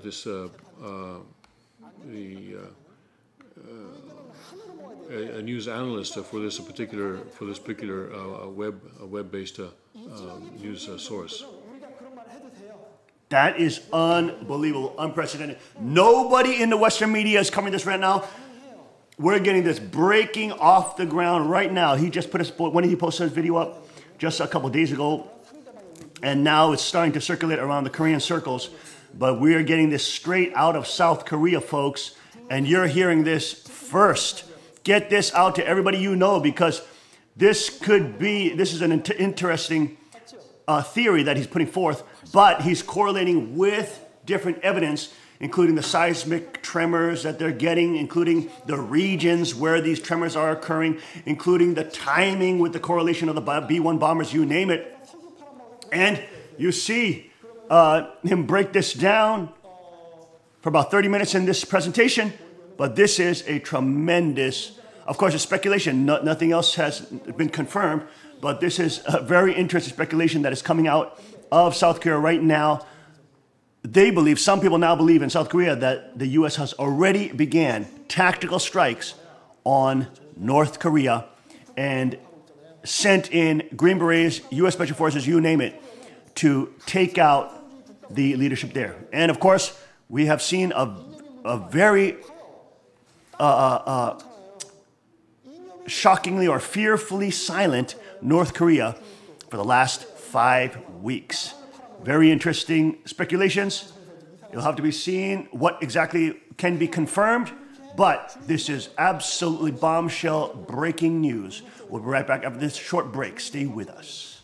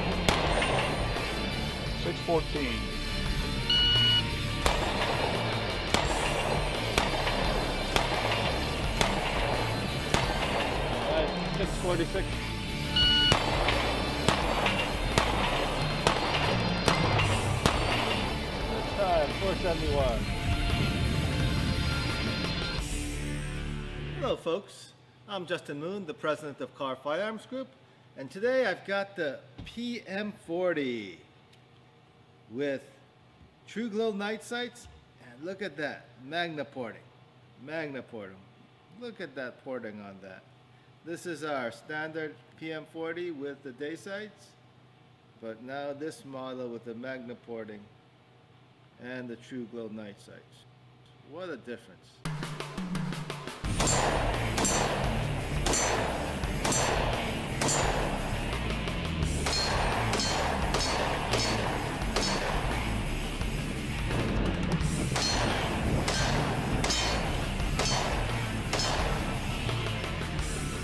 The .40 caliber PMs have a reputation for being quite a bit of a kicker. They do kick a lot. And so we put the Magna porting on these PM40s, and boy, what a difference does that make. It really makes this PM40 shoot a lot softer, reduces the muzzle flip, the recoil comes straight back into you, and becomes a very manageable pistol.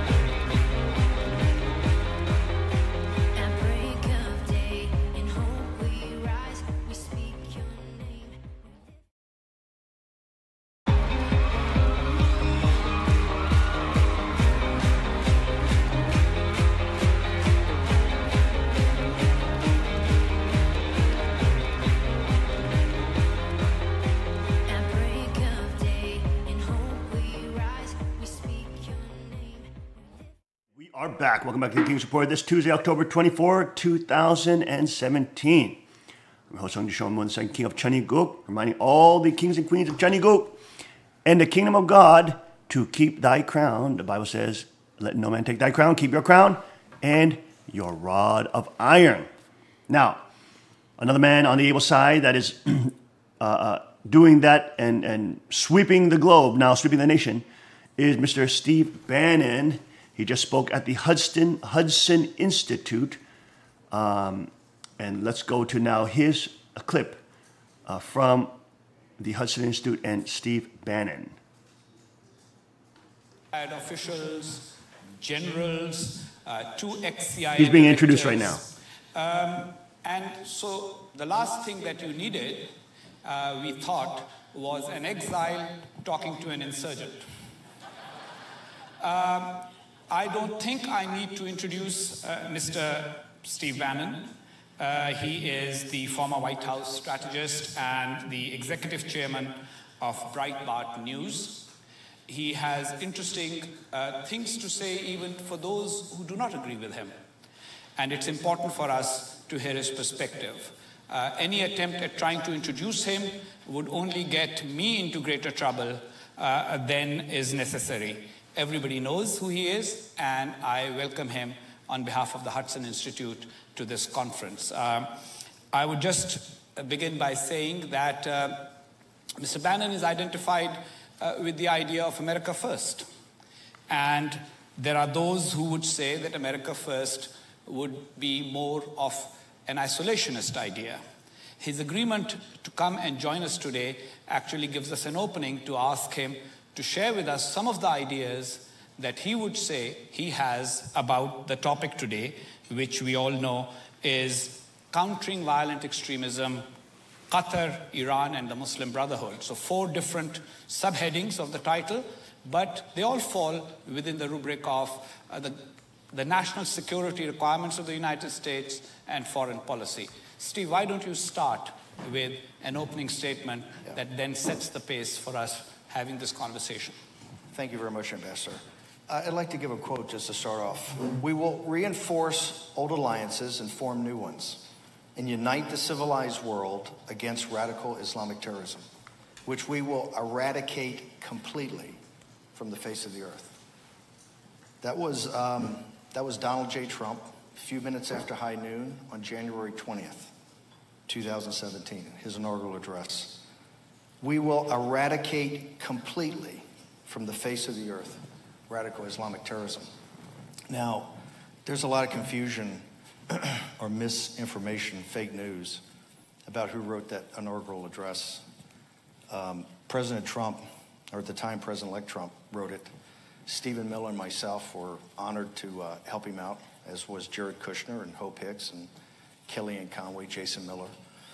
Some other folks, as we helped maybe craft it or structure it. But he wrote it. He wrote that sentence. And I remember, I think he wrote that line and that part of the speech back in November, December. At Mar-a-Lago, this is the first time we talked about it, and then back in Trump Tower. Stephen Miller and I, and General Flynn at the time, talked about him. That's a pretty big check to write, because somebody's going to have to cash it. And he said, this is my obligation to the American people as Commander-in-Chief. If you go back in time, President Trump strongly believed that the reason that he was on the podium on January 20th and Hillary Clinton wasn't, was that it came down to a decision of the American people of who would be the best Commander-in-Chief in a time of war. And I think one of the things that President Trump and candidate Trump at the time remembered is that we're now fighting, this is the longest war in the nation's history. I think in actual combat time, it's longer than the Revolution, the Civil War, World War I, and World War II. I think if you add it all up with actual time in combat, I think that this is the longest sustained military conflict we've ever had. President Trump, in his whole candidacy from the very beginning, when he came down that escalator in Trump Tower, was a repudiation of the elites, the repudiation of the foreign policy establishment, a repudiation of the Party of Davos, a repudiation of this concept we've had of this rules-based international order of which the American working class and middle class underwrite with their taxes and, more importantly, with the blood of their children. You know, I had a little skin in this game. Back in 79, 80, I was a naval officer on a destroyer in the North Arabian Sea and the Persian Gulf during the original hostage crisis. My daughter's a West Point graduate, served with the 101st Airborne in Iraq after she graduated. You know, if she stays in the Army, she's Army captain, may eventually deploy back. I've had many nephews and cousins and folks like that in my extended family have served in the Middle East. In fact, my kid brother was a pilot, was in Libya back in, I think it was 83, 84. These wars have gone on for a long time. President Trump in the campaign, and particularly when I was able to step in as CEO with Kellyanne Conway as campaign manager, it was just during the end of Mr. and Mrs. Khan's, the crisis around the Khans, the Gold Star family, and the death of that hero, Captain Khan. And the president, one of the things we talked about was how you compare and contrast himself with Hillary Clinton. One of the strongest things she had going for her when she was running was her foreign policy experience.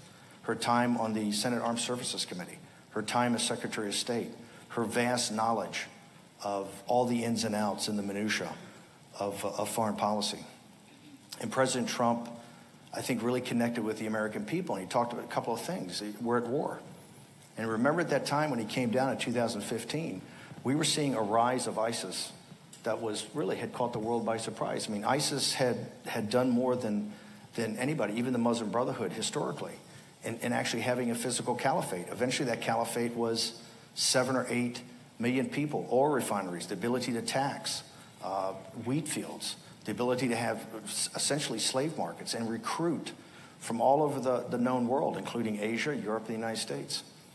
You also had, for the Obama administration, because of their focus on the nuclear deal, you had a insurgent or resurgent Persia, very aggressive on its expansion, of Iranian expansion.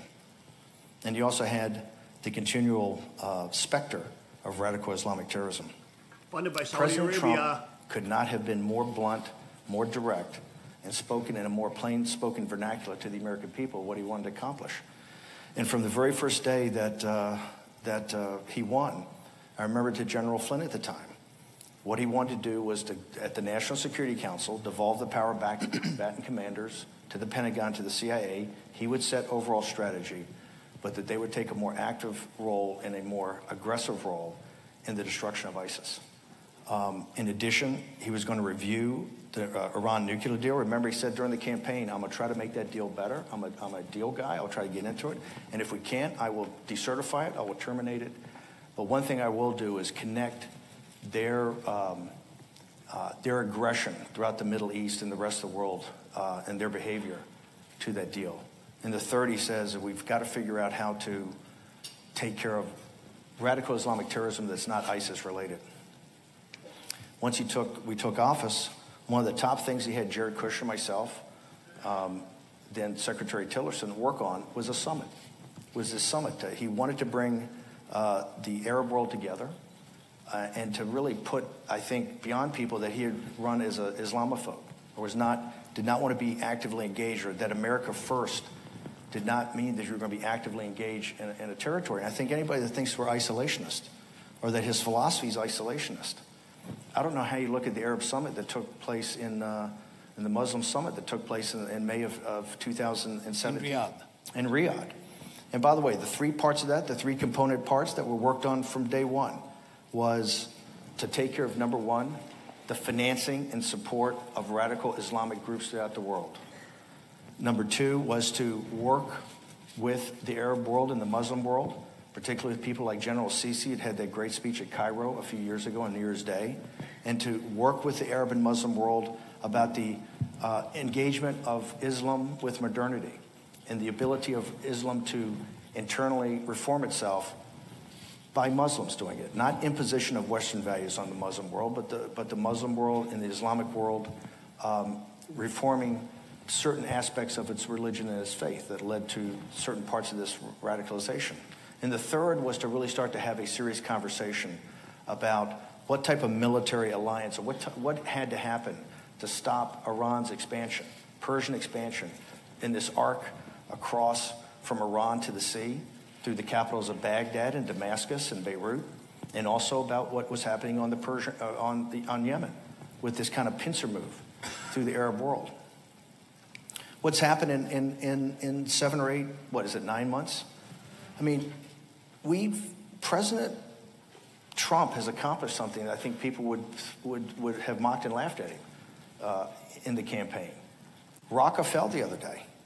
I mean, the physical destruction of the ISIS caliphate, which shocked the world on its rapid rise, and I think put the world back on its heels about how can this kind of, group of young people with a couple of spiritual leaders in the call to arms they had from that 900-year-old mosque in Mosul, how could they have an economic capital in Mosul and a spiritual capital in Raqqa? And how could they have 8 million people that could be taxed? It was breathtaking. The whole world kind of backed off. In 8 months of President Trump's strategy, executed by General Mattis, and that strategy was not a war of attrition. It was very specific from day one. This will be a war of annihilation. We will physically annihilate the caliphate. And that's what's been accomplished. If you look at the summit, the second part of it is that they went into the summit. We went into the summit with UAE and Saudi Arabia and others. And the number one thing was we must take care of this financing of radical Islam. And there can be no more, as President Trump says, no more games. You can't have it both ways. You can't on one side say you're a friend and an ally, and on another side be financing the Muslim Brotherhood or Hamas. You can't be on our side and say you're a friend, and on the other side being, open to Iran, and particularly to Iran's aggressive warlike, the mullahs warlike posture to the United States and to the West, into the other Islamic countries, and that you can no longer have it both ways. And I think that it's not, the summit came. I think President Trump's speech at the summit is one of the great speeches any political leader in the United States has ever given. I think it put to bed, or should have put to bed, that President Trump was an Islamophobe, or that somehow his administration, the people that work for him, and particularly the deplorables and the people that voted for him, did not want an active engagement with the Islamic world, understanding as partners that we had to take care of, that we'd have to go through this time together. And as partners, we would come out on the other side, and the world would be a safer and more robust and vibrant place. And I don't think it's just by happenstance that 2 weeks after that summit, that you saw the blockade by the United Arab Emirates and Bahrain, Egypt, and the Kingdom of Saudi Arabia on Qatar. And I've said from day one, I think that even with the situation in the Northwest Pacific with Korea, I think the single most important thing that's happening right now in the world is the situation in Qatar. Okay, so there are 3 or 4 things that you've said that need a little more elaboration. The first, which I think is a positive, you made it clear that the Trump administration and those who were instrumental in bringing President Trump to the White House are not Islamophobic, and they do want to engage with the Islamic world, but they want to do it in a different way. That needs elaboration because that's quite contrary to the way things are perceived. The second thing that needs a little more clarification is you make it seem that the last 10 months have represented a major, clearly thought out, step-by-step approach to the problem. And you give credit to the Trump administration for the success of the Iraqi military and the Kurdish militias in relation to the Islamic State. And there are people who would attack that or criticize that or say that that's not true. So I would like you to kind of make the next point, which is, why do you think that what has happened is actually the result of policy and not the result of developments within the region? And the third is the Qatar question. It seems that that the American policy has been 2 steps forward and then 2 steps backward again. Is it really the change that you said it was, or is there something else happening in the administration that you decided not to share with us in that initial statement? Let's take the first. I think that if you, number one, this whole thing of America first being isolationist or it's us against the world is, I just think it's total nonsense. He looks at the world in a different way. It's very, Walter Russell Mead would say Jacksonian. I think that President Trump looks at things in a Jacksonian that it's what's in the vital national security interest of the United States is what you should commit to. And in those areas of the world where it's in the vital national security interest of the United States, you will have partners that will be in their vital national security interest also. And that you work, whether it's the Northwest Pacific with Japan and South Korea, or whether it's in the Gulf with people like the UAE and Saudi Arabia and Egypt and Bahrain. So I think that there's a tremendous thing of engagement. I don't think there's anything President Trump has done in this administration that makes us look isolationist at all. I think he doesn't want to get into these kind of arrangements like TPP and others where we're just another person at the table, another entity at the table, and not something that we know it's in our vital national security interest. As far as being Islamic phobic, I mean, I would talk to our allies in the region. I would talk to Egypt, in the UAE, and Saudi Arabia. I don't think anyone's given the now Crown Prince MBS more support on Vision 2030. Mohammed bin Salman is in 2030, which is a complete, not just reorientation, but almost a restructuring of their economy and eventually their society, in which I think they've made tremendous strides on. A lot of people say, well, it's a very imperfect plan, but you have to understand they're trying to do something in 10 or 20 years that it's been centuries building up. I don't think anybody's been more supportive. And I take that exactly from the quotes when we had the summit of what the king said, what the deputy crown prince said, what the crown prince said, and what many of the leaders of Saudi Arabia said. Also, the UAE. I don't think, if you talk to these individuals, and they talk to the media all the time, is that from many years of actually the Obama administration being disengaged, that President Trump has leaned into this and leaned into it in every aspect of it. Now, about the developments or the destruction of ISIS, that's another thing. Certainly, there was done with allies. It was done with most of the troops in Iraq that eventually, went and took Mosul, to Kurdish troops, and Peshmerga and Raqqa. But I think that's once again to what President Trump's trying to get across. It's not going to be America that has to lead here. It is our local, when it's in the vital national security interest of the United States, it's going to be in the vital national security interest of other people. And you have to show their support. And you have to show their, you have to show that you're in not just financial support, military support, political support. It shouldn't be lost on people that the extreme vetting, what's called the travel ban. The difference, really the fundamental difference between the first and the second, one of them was Iraq came off.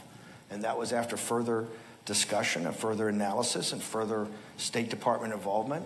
It was derived that Iraq should go back on there. One was because of the fight against ISIS, what they were doing. It was also what they had done to make sure that people were fully vetted before they came to the United States. And so that's the second question. Your third question was? The third question was about Qatar. That is it a two-step forward, two-step backward approach? Because there seems to have been a step backward after Riyadh. I think there is, President Trump, one of the reasons he's president of the United States, one of the reasons he's president and Hillary Clinton is not, is I do believe that there was a fundamental rejection by the American people of much of what the foreign policy establishment of both political parties. And there you go. We'll be right back after a short break. More with Steve Bannon. The consensus of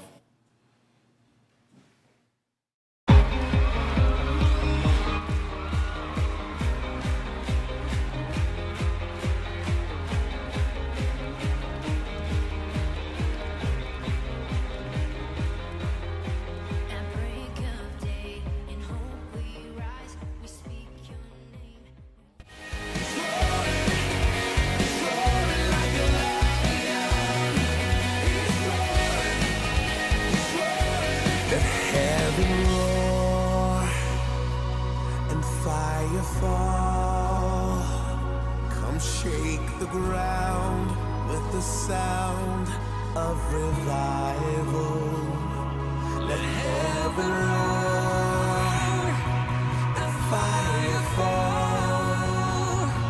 come shake the ground with the sound of revival. Let heaven roar and fire fall.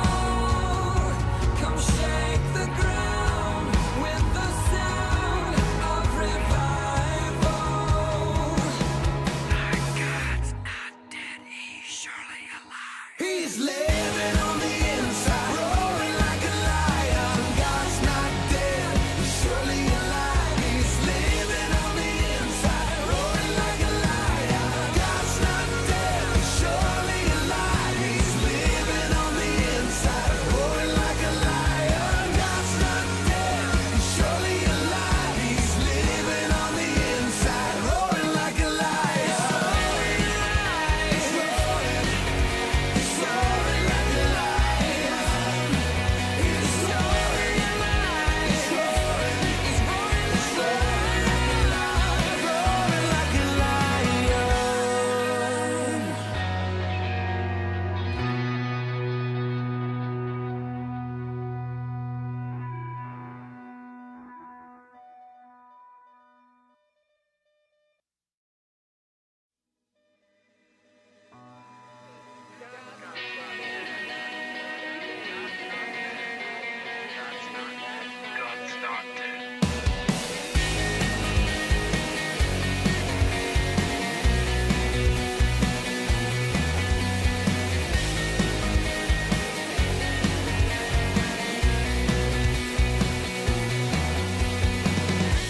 Let love explode and bring the dead to life.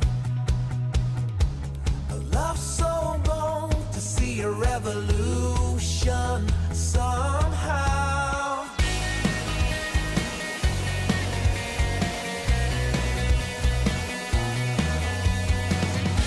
Let love explode and bring the dead to life. A love so long to bring a revolution somehow. Now I'm lost in your freedom. And this world I'll overcome. My God's not dead, he's surely alive. He's living on the inside, roaring like a lion. God's not dead, he's surely alive. He's living on the inside, roaring like a lion. He's roaring like a lion. Let hope arise and make the darkness hide. My faith is dead, I need a resurrection somehow. No, I'm lost in your freedom. And this world I'll overcome. My God's not dead, he's surely alive. He's living on the inside, roaring like a lion. God's not dead, he's surely alive. He's living on the inside, roaring like a lion. He's roaring like a lion. He's roaring. Let heaven roar and fire fall. Come shake the ground with the sound of revival.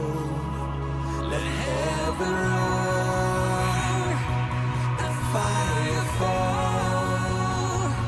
Come shake the ground with the sound of revival. Let heaven roar and fire fall.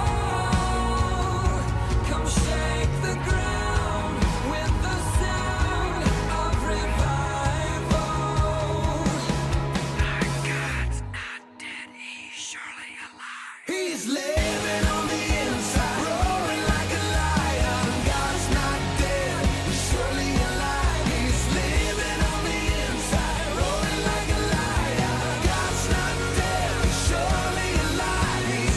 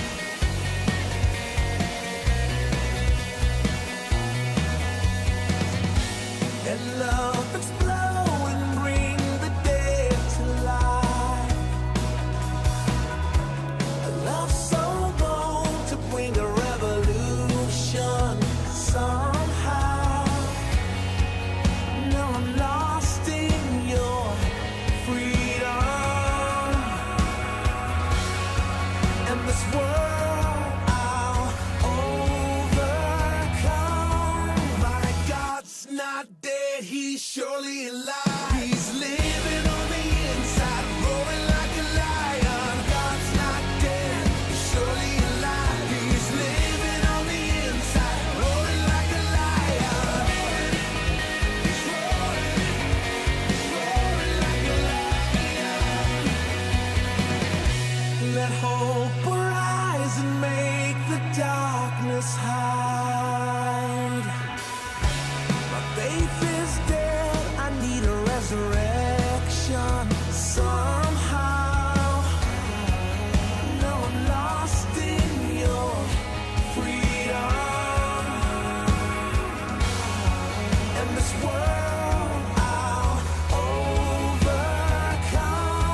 My God's not dead, he's surely alive. He's living on the inside, roaring like a lion. God's not dead, he's surely alive. He's living on the inside, roaring like a lion. He's roaring like a lion. He's roaring. Let heaven roar and fire fall. Come shake the ground with the sound of revival. Let heaven roar and fire fall. Come shake the ground with the sound of revival. Let heaven roar and fire fall. Come shake the ground with the sound of revival. God's not dead, he's surely alive. He's living on the inside, roaring like a lion. God's not dead, he's surely alive. He's living on the inside, roaring like a lion. God's not dead, he's surely alive. He's living on the inside, roaring like a lion. God's not dead, he's surely alive. He's living on the inside, roaring like a lion. He's roaring like a lion. He's roaring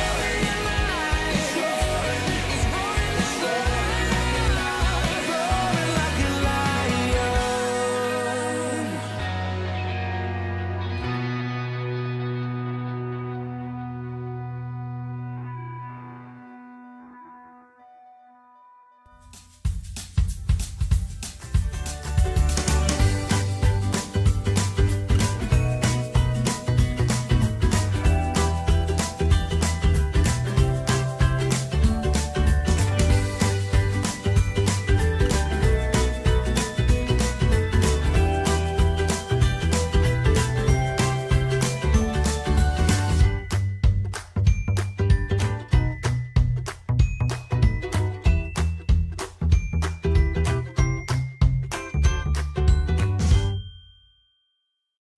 Car Arms, Magnum Research, and Auto Ordnance. The Car Firearms Group. With a diverse product line that blends American craftsmanship with cutting-edge technology. It's no secret why gun enthusiasts choose Car Firearms Group. From the Desert Eagle and Baby Desert Eagle made famous by Hollywood. The history of the 1911 and the Tommy gun. To the best in compact concealed carry. Car Firearms Group is not only the first name in personal defense, it's a name that has earned the respect of gun enthusiasts around the world. Concealment, innovative technology, value, accuracy, and history. Car Firearms Group. Made in the USA. Visit car.com today.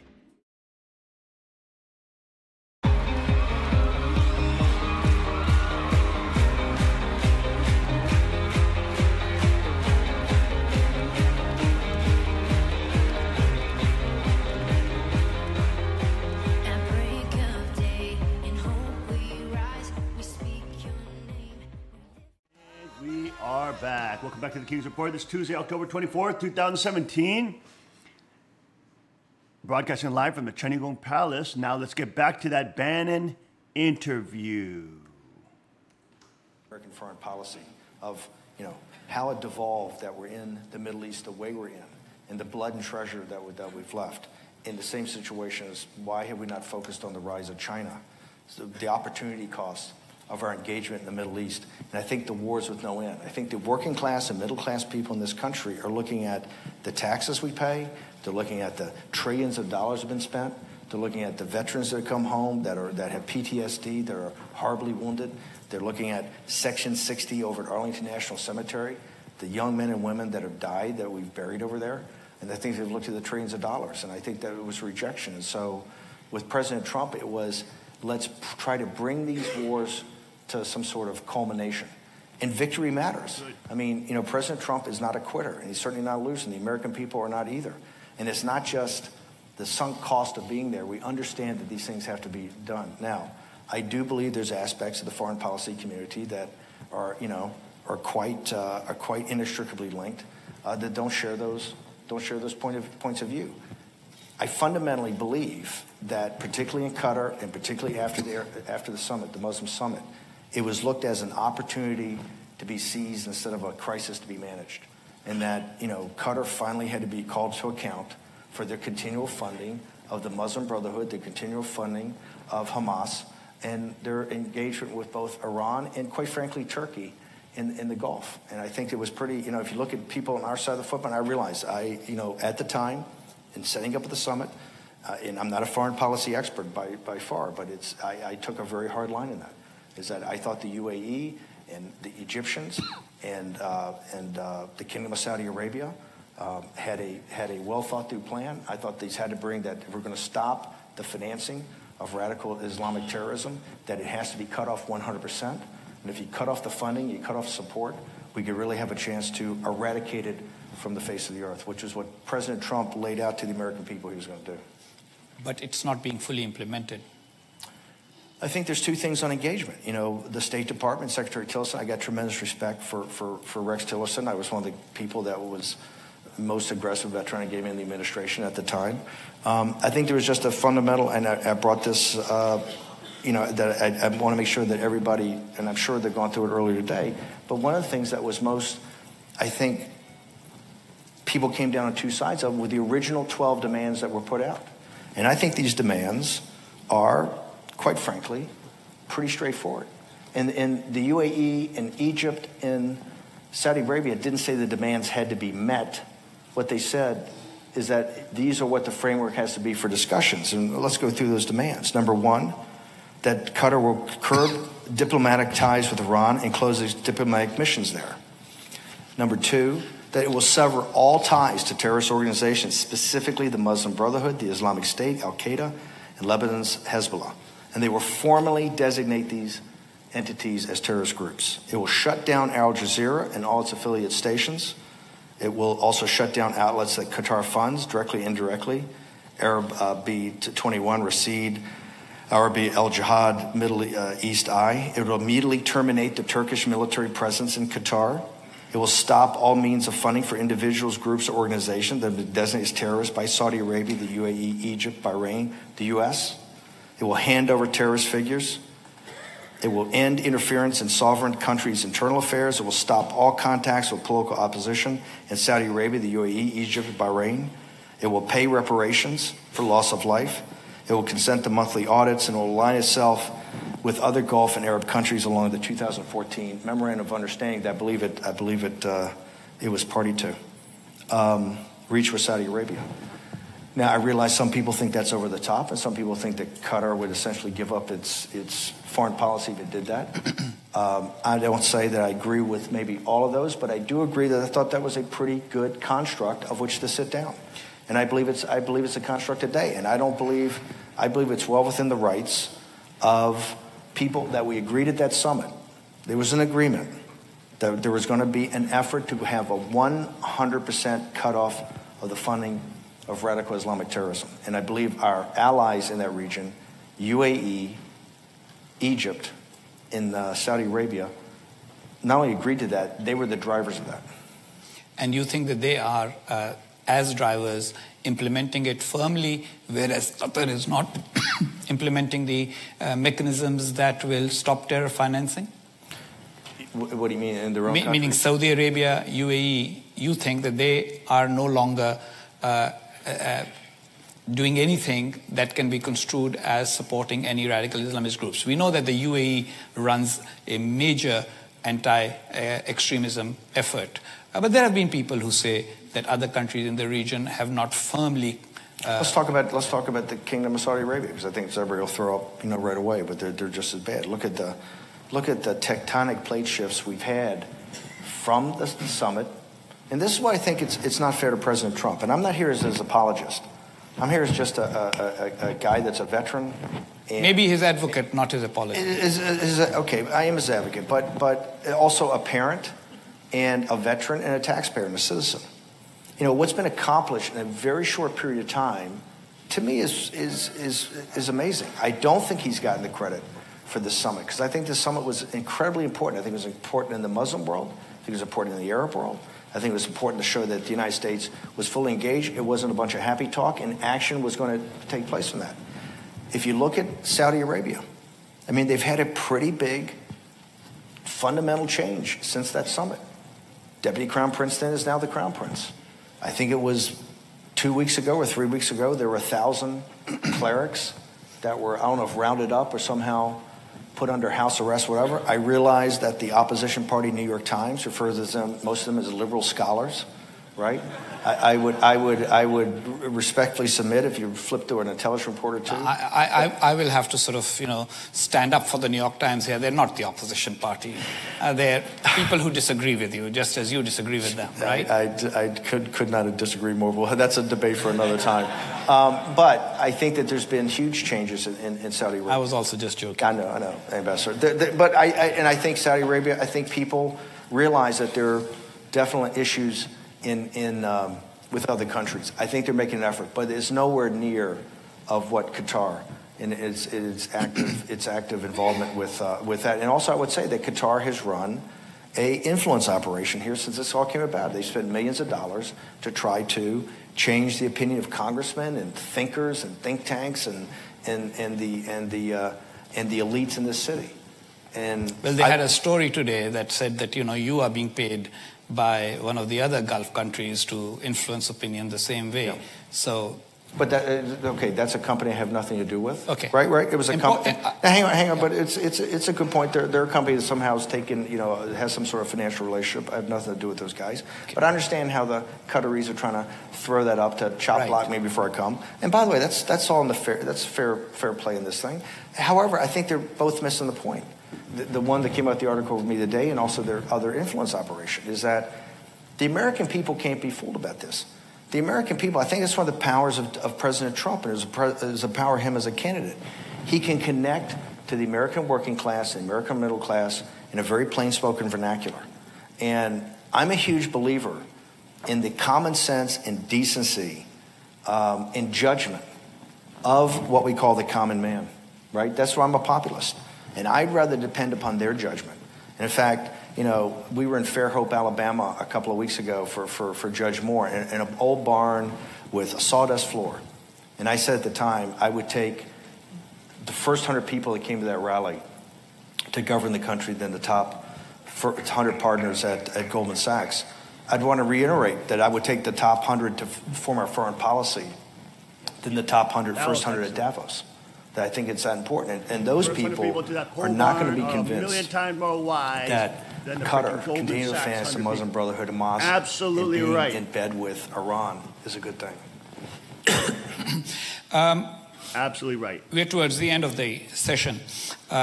General Petraeus this morning said that you can't just use Delta Force operations and drones to get rid of the problem of radical Islamist extremism and terrorism, that this may actually end up being a multi-generational issue, and that the same may apply to the containment of Iran. How would you describe your views on the comprehensive approach that is needed to both Sunni extremism, represented by groups like Al-Qaeda and ISIS, etc., and the Muslim Brotherhood, and Shia extremism that is represented by the clerical regime in Iran. What would be your multi-generational approach, and how would it differ from what you call the establishment? Number one, I think this, you show it in Afghanistan, is that we say multi-generational approach. There's nobody in the United States that wants to be engaged in combat operations, special forces operations, drone operations, multi-generational. I just think that it's just not where the American people are. It's not the way our country was founded or formed. I think that the summit, I think this was so important about how President Trump structured the summit and what he wanted to accomplish. We're prepared to be allies. What we don't want is these countries to be protectorates. It's a big difference. We're prepared to be allies. That's why I think the action against Qatar was so important. And that's why I keep telling people all the time that actually what's happening in Qatar is every bit as important as what's happening in North Korea. That in Qatar, all the themes come out, right? And I think it's very important that and our allies in Egypt, in the UAE, in Saudi Arabia, understand that we're there for them. But we're not looking at, it's not our fight. It's your fight. It's if you're going to reform Islam and bring it into modernity, that's a huge civilizational and cultural aspect, and it's yours. We're there to be an ally. We're there to be a partner if we're needed. We don't look at it as multi-generational that we're going to have combat troops. That's why I was so adamantly opposed to our what happened in Afghanistan. And by the way, you should know President Trump weighs and measures this. We took, 6 months to make the decision in Afghanistan. That's because President Trump weighed and measured every alternative because he believes every American life is important. Every American taxpayer dollar is important. What I disagree in Afghanistan is where I don't think the Gulf is totally different. In Afghanistan, I believe we've tried to impose our values. I believe we're trying to impose a liberal democratic system on a society that clearly, to me, doesn't seem to want it, which I think is fine. We should not be, and I think this is America first, we're not looking to transform the world into our values. I think the world has got to come to its own conclusions, right, how it wants to govern themselves. And hopefully they'll see in the example that we have in our own country that, hey, maybe there are things in the American system, maybe there are things of the American people, maybe there are things of democracy, represented democracy, that they will take. And so I do agree with General Petraeus that you have to have a more total approach. I disagree with the fact of, particularly General Petraeus and some others, that have looked at this as nation building. We have to build a nation called the United States of America. And in building that nation, and in being a strong partner, and having the vibrancy and the robust nature to be able to partner with people like UAE and Kingdom of Saudi Arabia, Bahrain, and Egypt, as they go through this massive transformation of both their economies and their cultures, we'll be their partner. And the way we can do that, the way we can have Pax Americana, is that if we're a robust and strong society ourselves, not trying to impose our way of life and our beliefs on other people. So you would not have any role whatsoever or any actions that would imply trying to remake the world in America's image. You want to accept the world as it is and yet try and interact with the rest of the world with American values and let them pick their own? Well, American values are from America, and I know that we have certain universal beliefs. I think that you have to show the world how you implement those beliefs and how you execute upon them. And if they want to emulate them, they can emulate them, but we can't go and enforce it. These societies are thousands of years old. Honestly, I think we've missed the plot here because what the geniuses in the foreign policy elite, what they left on President Trump is essentially the Bay of Pigs in Venezuela, the Cuban Missile Crisis in Korea, and the Vietnam War in Afghanistan, all at one time. President Trump didn't do this. The deplorables that voted for President Trump didn't do this. This is the geniuses of both political parties. Both political parties deliver this upon us. In addition, besides what they've allowed to occur in the Middle East, of which now President Trump is trying to work with partners to try to pick up the pieces and to bring some stability and some safety to the region. We see the rise of China to what President Xi said the other day is going to be a hegemonic power based upon a Confucianist mercantilist model that will have massive implications for the United States and its place in the world. President Trump didn't do that. That's all the geniuses that, and by the way, last week in a span of, I think, 24 hours, we had the speech of President Xi, the speech of President Bush, and the speech of Senator McCain. And All I would attacking President Trump. respectfully submit that President Xi's speech was an adult speech to adults, and that President Bush and President McCain's speech was just more pablum, and that the reality is what Donald Trump has done in that summit and what he promised the American people on inaugural day, and what he's implementing every day as he goes out and works with his tremendous team to try to implement this. Well, the foreign policy elite of Washington, D.C. that asked me to interview today told me that when you start talking about issues other than those that relate to this conference, I should bring this to an end. So I'm going to bring it to an end right now. Steve Bannon, thank you for doing this, and it was a pleasure. Thank you, Ambassador. And there you go, Bannon at the Hudson Institute the other day. When was the date on this video? Let's see. Monday. He was there Monday. And they were covering that. Very, very excellent points. I'm Steve Bannon. What a tremendous, tremendous patriot. And of course, he's now allying with, who's it, Roy Moore down there in Alabama?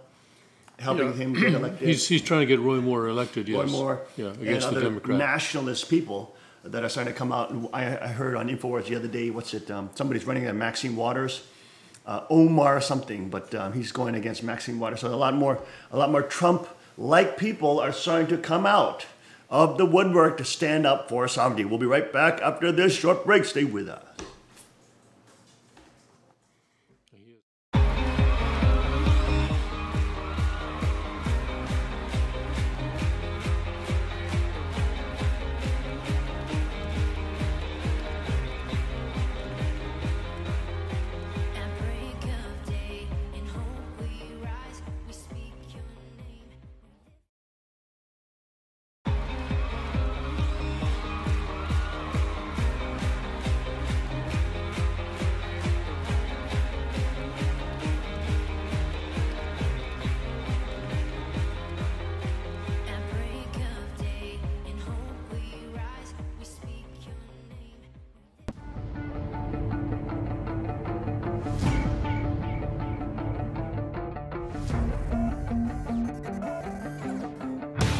I'm down here at the range today. I just learned a new technique from the father of the .44 Magnum, Elmer Keith, which is called shooting out of the notch, which allows you to make really long distance shots and still have an extremely precise sight picture. So I brought my CW9 car down, and with this little gun, we're gonna shoot this little munchkin at 200 yards up in the hills, applying this technique, and hopefully we'll make the shot. To apply this technique, instead of using the blade of the front sight lined up with the top of the rear sight, I'm going to take the dot of the front sight and raise it up so that it's out of the notch, but I'm still going to keep the front sight on my target. Bringing that front sight up like that is going to compensate for the bullet drop over that excessively long distance with just this little gun. So if applied right, we should be making contact. Let's see how it goes.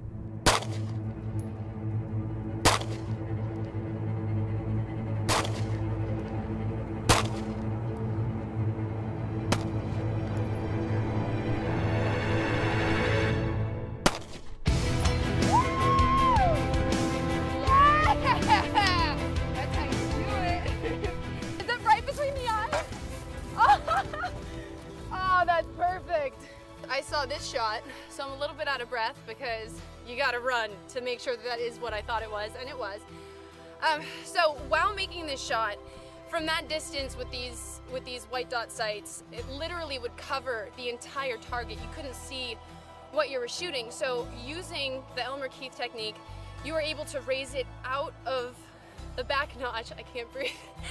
Out of the back notch, allowing you to keep your accuracy, aim, and also still see the target, which is key because it was a hard shot, not gonna lie. But yeah, it went great, and Elmer knows what he's talking about. And for such a small gun to be able to take that hit, I'm very impressed with this. All right, guys, be sure to like and share, and I'll see you out on the range. That was awesome. Hey, can I try that one? Yeah, let's do it with the 380. Does everybody have eyes and ears?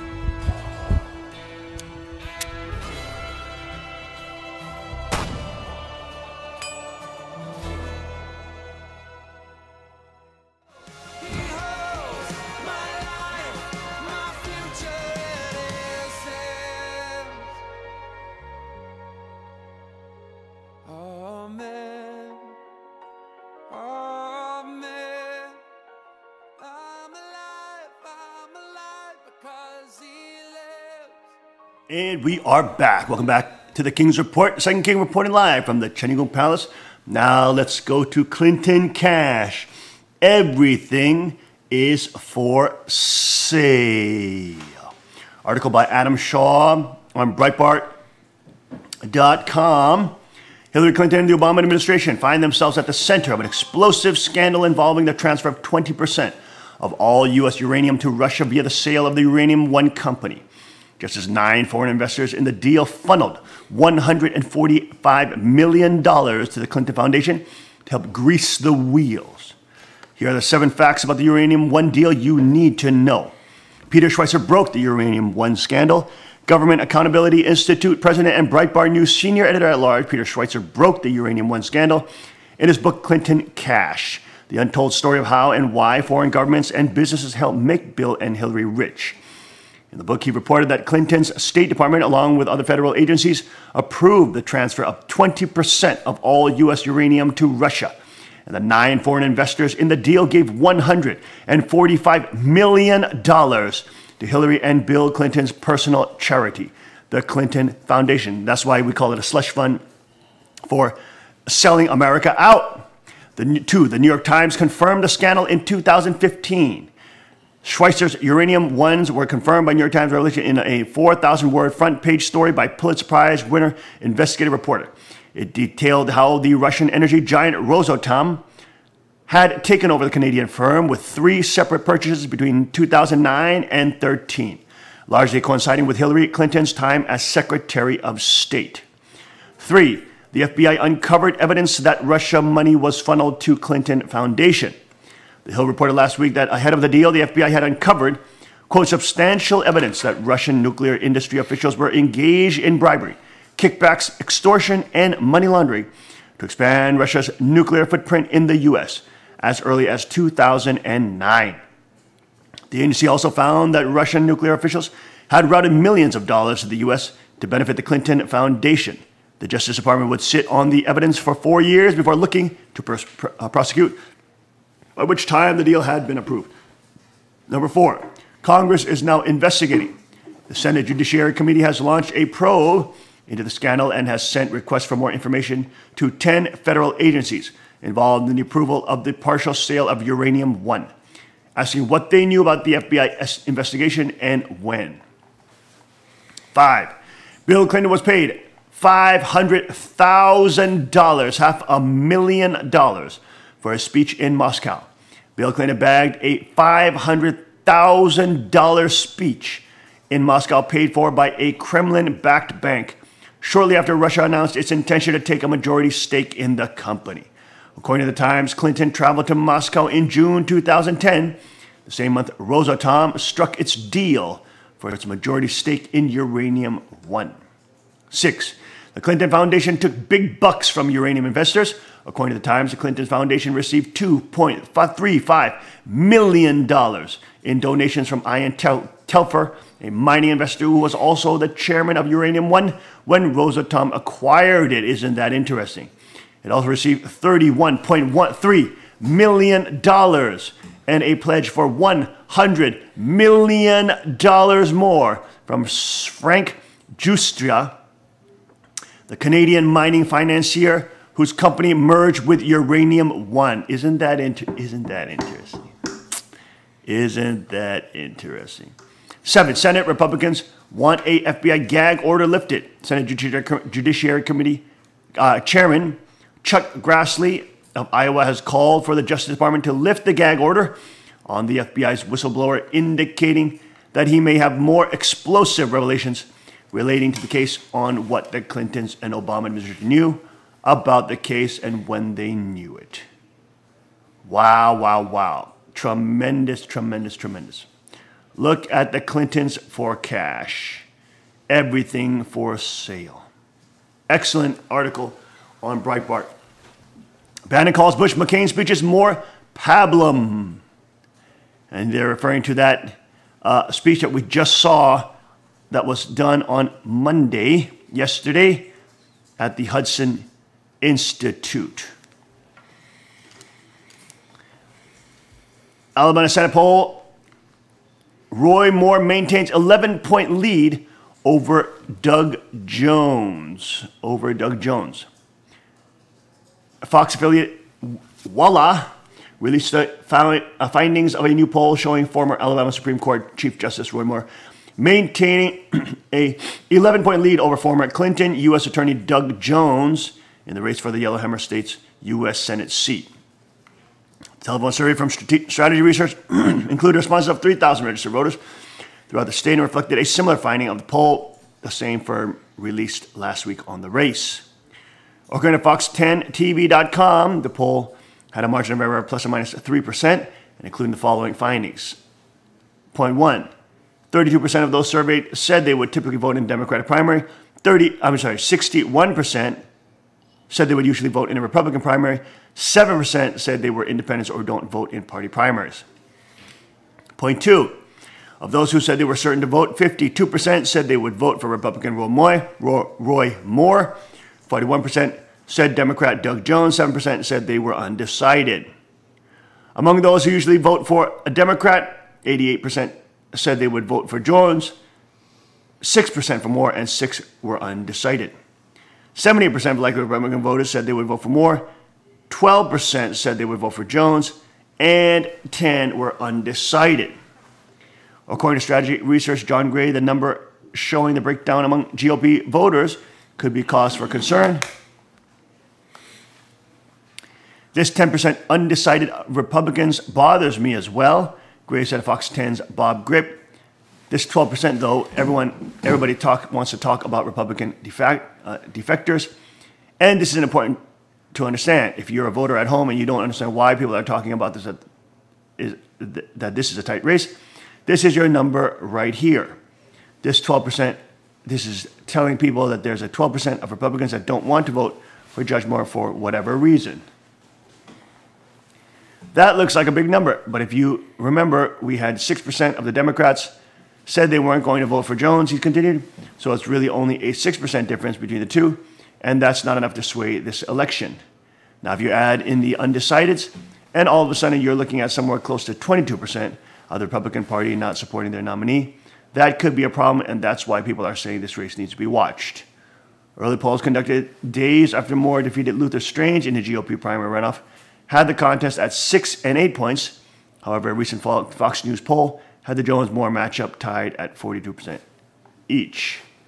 The election to fill the seat formerly held by Jeff Sessions will be held on December 12th. You want to say something about it, Tim? No. Okay, because I know you don't like polls.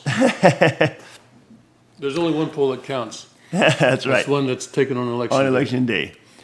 Students praise Trump's tax plan when they're told it's Bernie Sanders. Let's take a look at this video. Liberals love Trump's tax plan when they're told it's Bernie Sanders' tax plan. Here you go.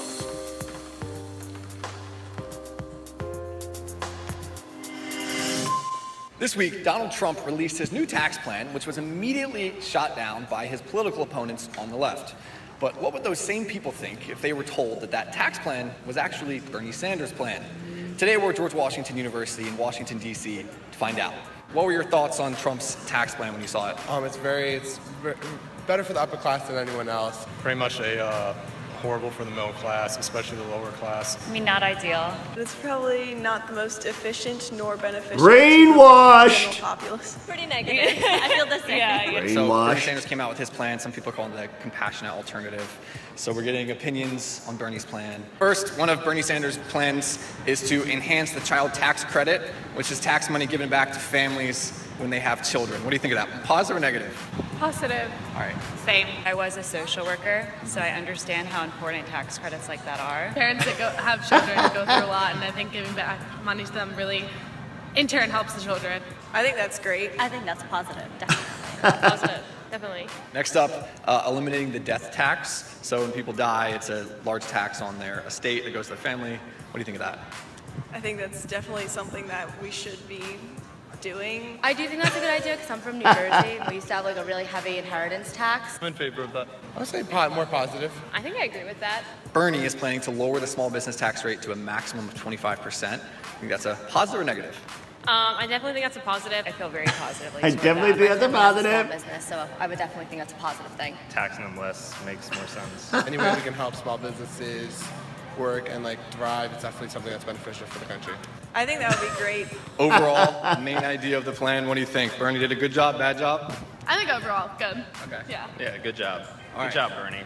I think it's definitely a good plan, a positive plan that can help everyone. I think it's pretty good. Like, definitely better than whatever Trump is proposing. I would Whatever Trump is make that proposing. leap right there. So What if I told you this actually is Donald Trump's tax plan, not Bernie's? you got me. It is. It's Trump's plan. Hello, darkness, All of these are actually Trump's ideas. It's actually Trump's plan. Wow. Wow. Oh, you're brainwashed. Oh, I am shocked that I do agree with Trump on certain things.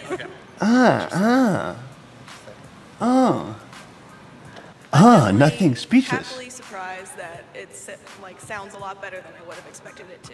I would Oh. imagine he would be a little more stupid than that. Okay. So, but it's not a stupid plan? No, I don't think so. But I think if you said it was Trump, at least for many people would be more opposition to it just because it was Trump. Now remember, they just said a minute ago that they hated Trump's tax plan, and that it was racist and misogynist and bigoted and homophobic.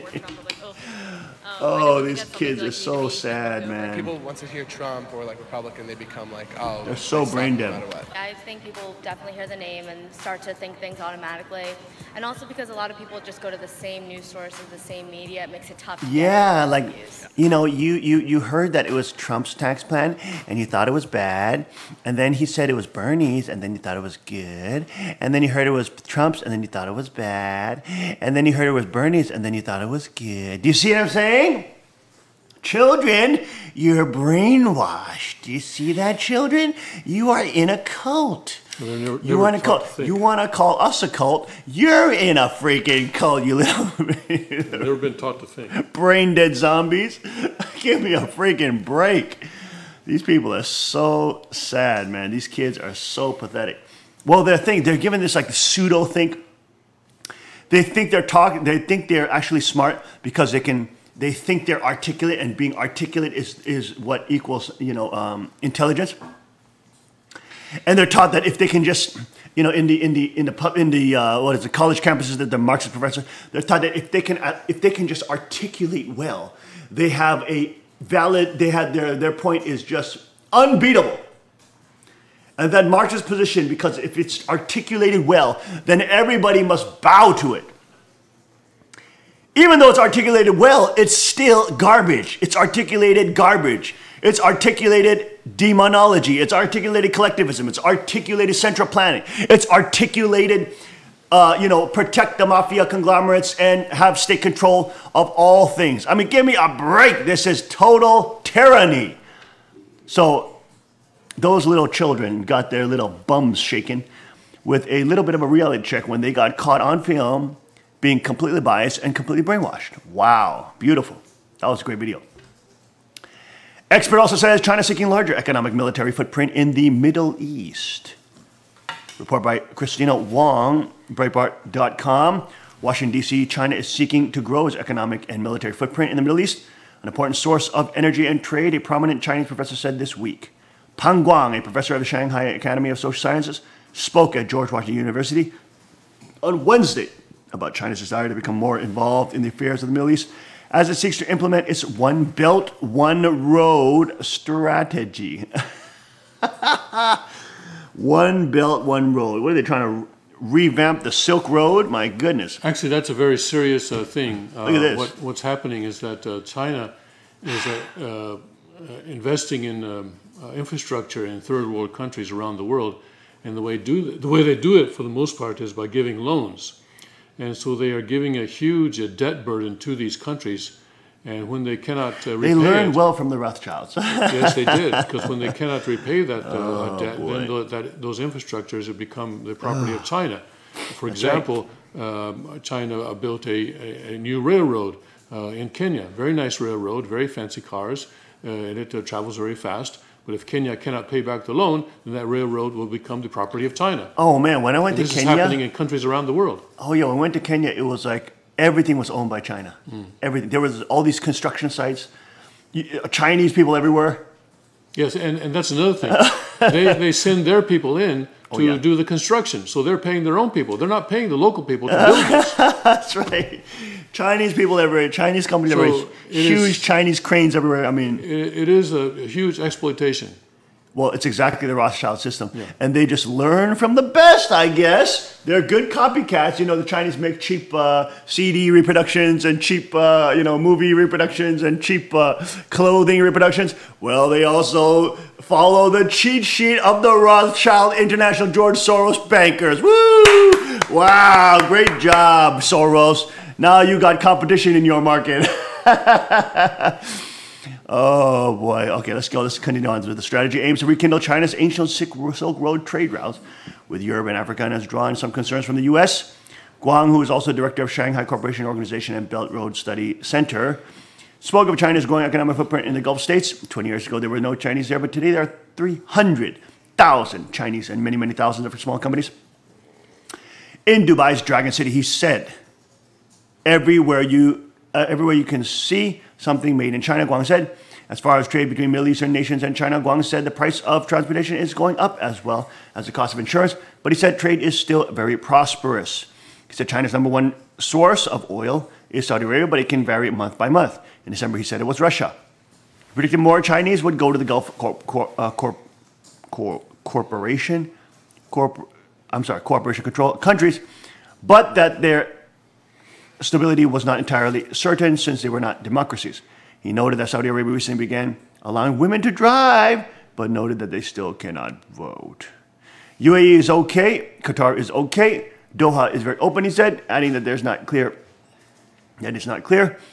where the money comes from in those countries, possibly from terrorists. He noted ironically how Americans protested the 2003 Iraq war with no war for oil signs, and that now Iraq's oil is actually going to China. In fact, now the oil from Iraq not come here to U.S., go to China, he said. Since southern Iraq has stayed relatively stable, he noted that China did not have to bring any workers back. The oil fields in Iraq work very well, he said. Instability stemming from the Arab Spring has had mixed results in China. Bad economic, but not politically, Guang said. He said the Chinese lost a lot of money in Libya when it had to abandon projects and equipment there, bringing 36,000 Chinese workers back to China. No, nobody really knows who is Libya government, but they want Chinese to come back, he said. They first have to pay for the losses stemming from the previous war, he said. He said China had to bring about 500 Chinese back from Yemen, as well due to turmoil between Iranian-backed Houthi rebels and the Yemeni government. China also closed its embassy there, he said. Overall, the situation for trade investment was negative, but now the situation is better, he said. Politically, he said, not much was affected. Guang said that after the Arab Spring, China's relationship with the Middle East was very normal. Relations with Egypt and Tunisia recovered very soon. China's relation with Syria, Iraq, Saudi Arabia, United Arab Emirates, Bahrain, Kuwait, Algeria, Morocco, Iran, Turkey, and Israel were all good, he said. Good relations, no problem, he said.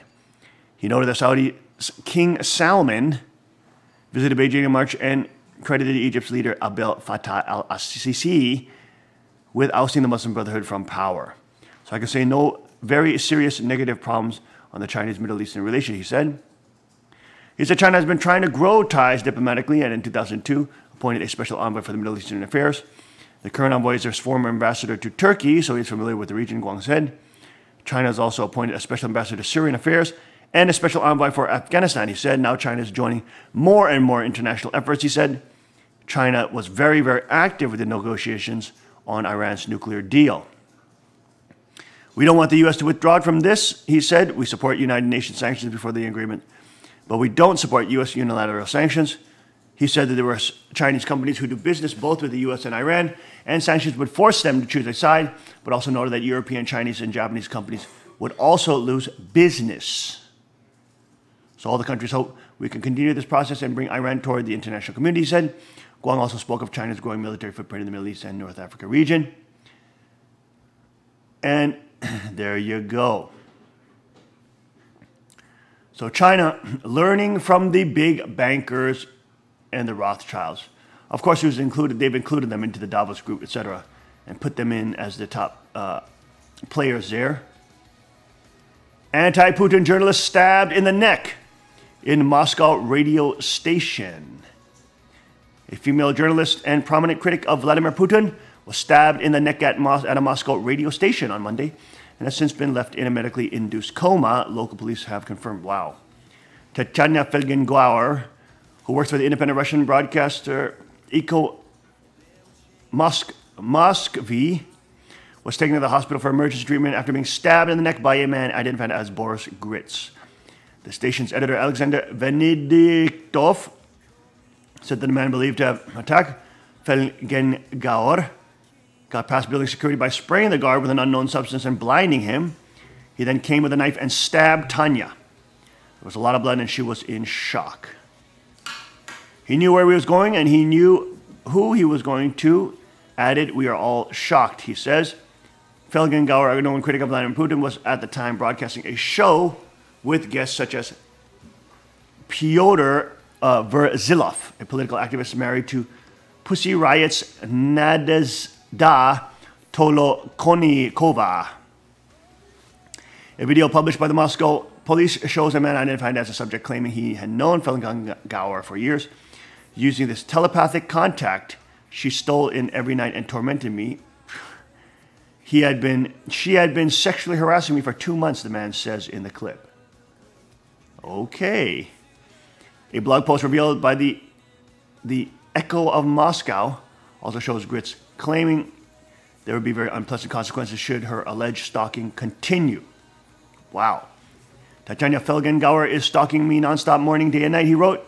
In a few weeks, I'm coming to Moscow, and if this does not stop, the consequences could be very unpleasant, he said. The incident took place just a week after the death of investigative journalist Daphne Caruana Galizia in Malta was killed by a car bomb. Galizia had recently denounced threats to her life, and she implicated the Maltese government in the Panama Papers revelations. Politico had previously named her as one of 28 Europeans shaking and stirring the European continent.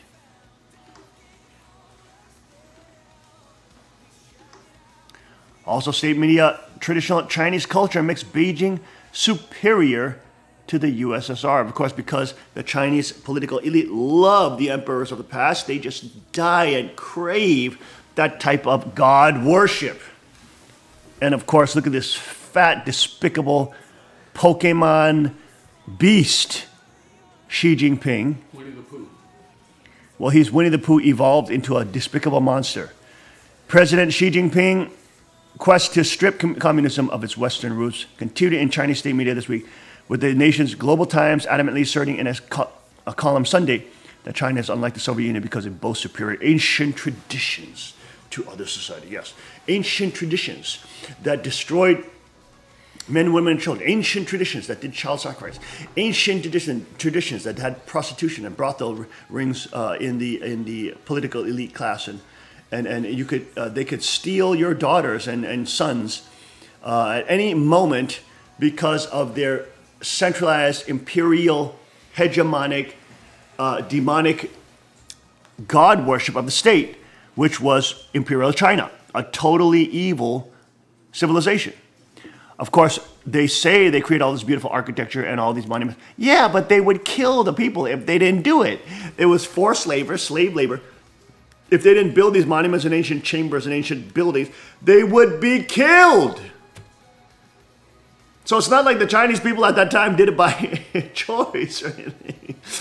It's not like they chose to do that. It was under fear of death, you understand? Oh my gosh, you gotta love these people, man. These people are good nutbags, total nutbags.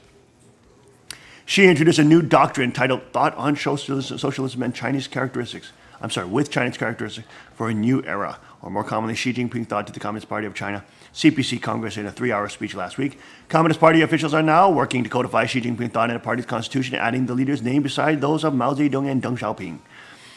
On Sunday, Global Times, author Zhang Jiadong insisted in a column that the CPC differs remarkably from the Soviet Union system and the electoral system in the West, despite the fact that the architects of communism, Karl Marx and Friedrich Engels, were Europeans. In terms of political culture, Chinese civilization may not enjoy the longest history of all ancient civilizations, but it has survived vicissitudes for thousands of years and still prospers. And it survived despite the Cultural Revolution. They did their best to destroy Chinese traditional culture. Well, now they're saying that it's the epitome of Chinese people vitality and creation, as well as a reflection of the political culture in Chinese civilization. I guess they disagree with Mao. They disagree with Mao, but they want to revamp because they see that the whole Chinese culture is collapsing. They were trying to put Confucian statues in front of the government buildings to make the masses believe that this government is a Confucius government and they should be proud of their Confucian heritage and their Chinese heritage and all this kind of thing, kind of evoking this religio-political ethos. You know what I'm saying? And so, of course, now they're trying to change it into, remember just yesterday we were talking about the narrative, your history, all tied to identity. And this is why the Satanists and the political Satanists want to rewrite our identities, rewrite our history. They want to say Chinese have a historical connection to all the spiritual despots and tyrants of the imperial Chinese history and culture, and all the Satanists and the child rapists and child sacrifice individuals. And Christians in China should not think about their connection to the chosen people of God or Israel or the connection to Yahweh. They want to eradicate all that. They want to centralize that into one despicable, demonic, centralist, communist narrative, which of course they're trying to push on the Chinese people and making them sort of using nationalism, using patriotism to say, hey, we're proud of our culture, we're proud of our heritage, we're proud of all these kind of things, and that's why you have to help Xi Jinping stay in power. That's why you have to help stay as a slave, stay as a serf, be happy that you are, and praise Confucius that he's standing in front of a national building and he represents China and that he's now taking over the world. Just ridiculous. Ridiculous. Also, Islamic State executes 128 civilians in revenge attack on Syrian town. Another report on Breitbart.com, folks. It's such a crazy time to be alive in these last days. It is insane, and as we see the world is now shaking after 9/23. And of course, Hollywood and the pedophile rings are all collapsing. That's a domino effect that's now spreading over the globe as China seeks to grow its hegemony, Middle East and Middle Eastern problems. And of course, North Korea may be being bombed by the U.S., according to top conservative analysts in Korea. My goodness, it is an insane time to be alive. Keep your bootstraps on, keep your seatbelt buckled, because you are in for a ride. We'll see you tomorrow, 5 a.m. sharp with Tim Elder. I'll see you at the on the Wednesday Korean service. And remember to stay strong, stay in good courage, good faith, and be with God at all times, giving him praise, glory, and honor. We'll see you tomorrow, 5 a.m. sharp. God bless God, speed, and may his kingdom come.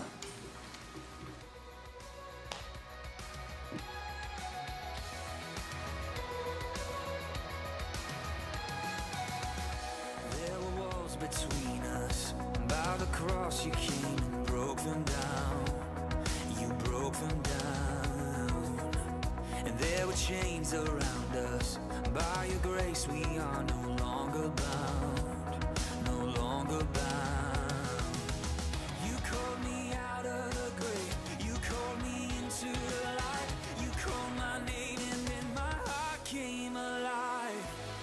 Your love is greater, your love is stronger.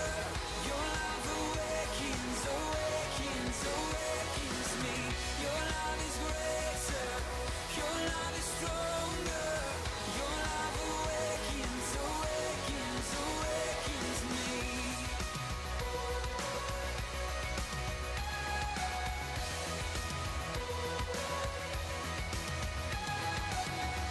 Feel the darkness shaking, all the dead are coming back to life, back to life.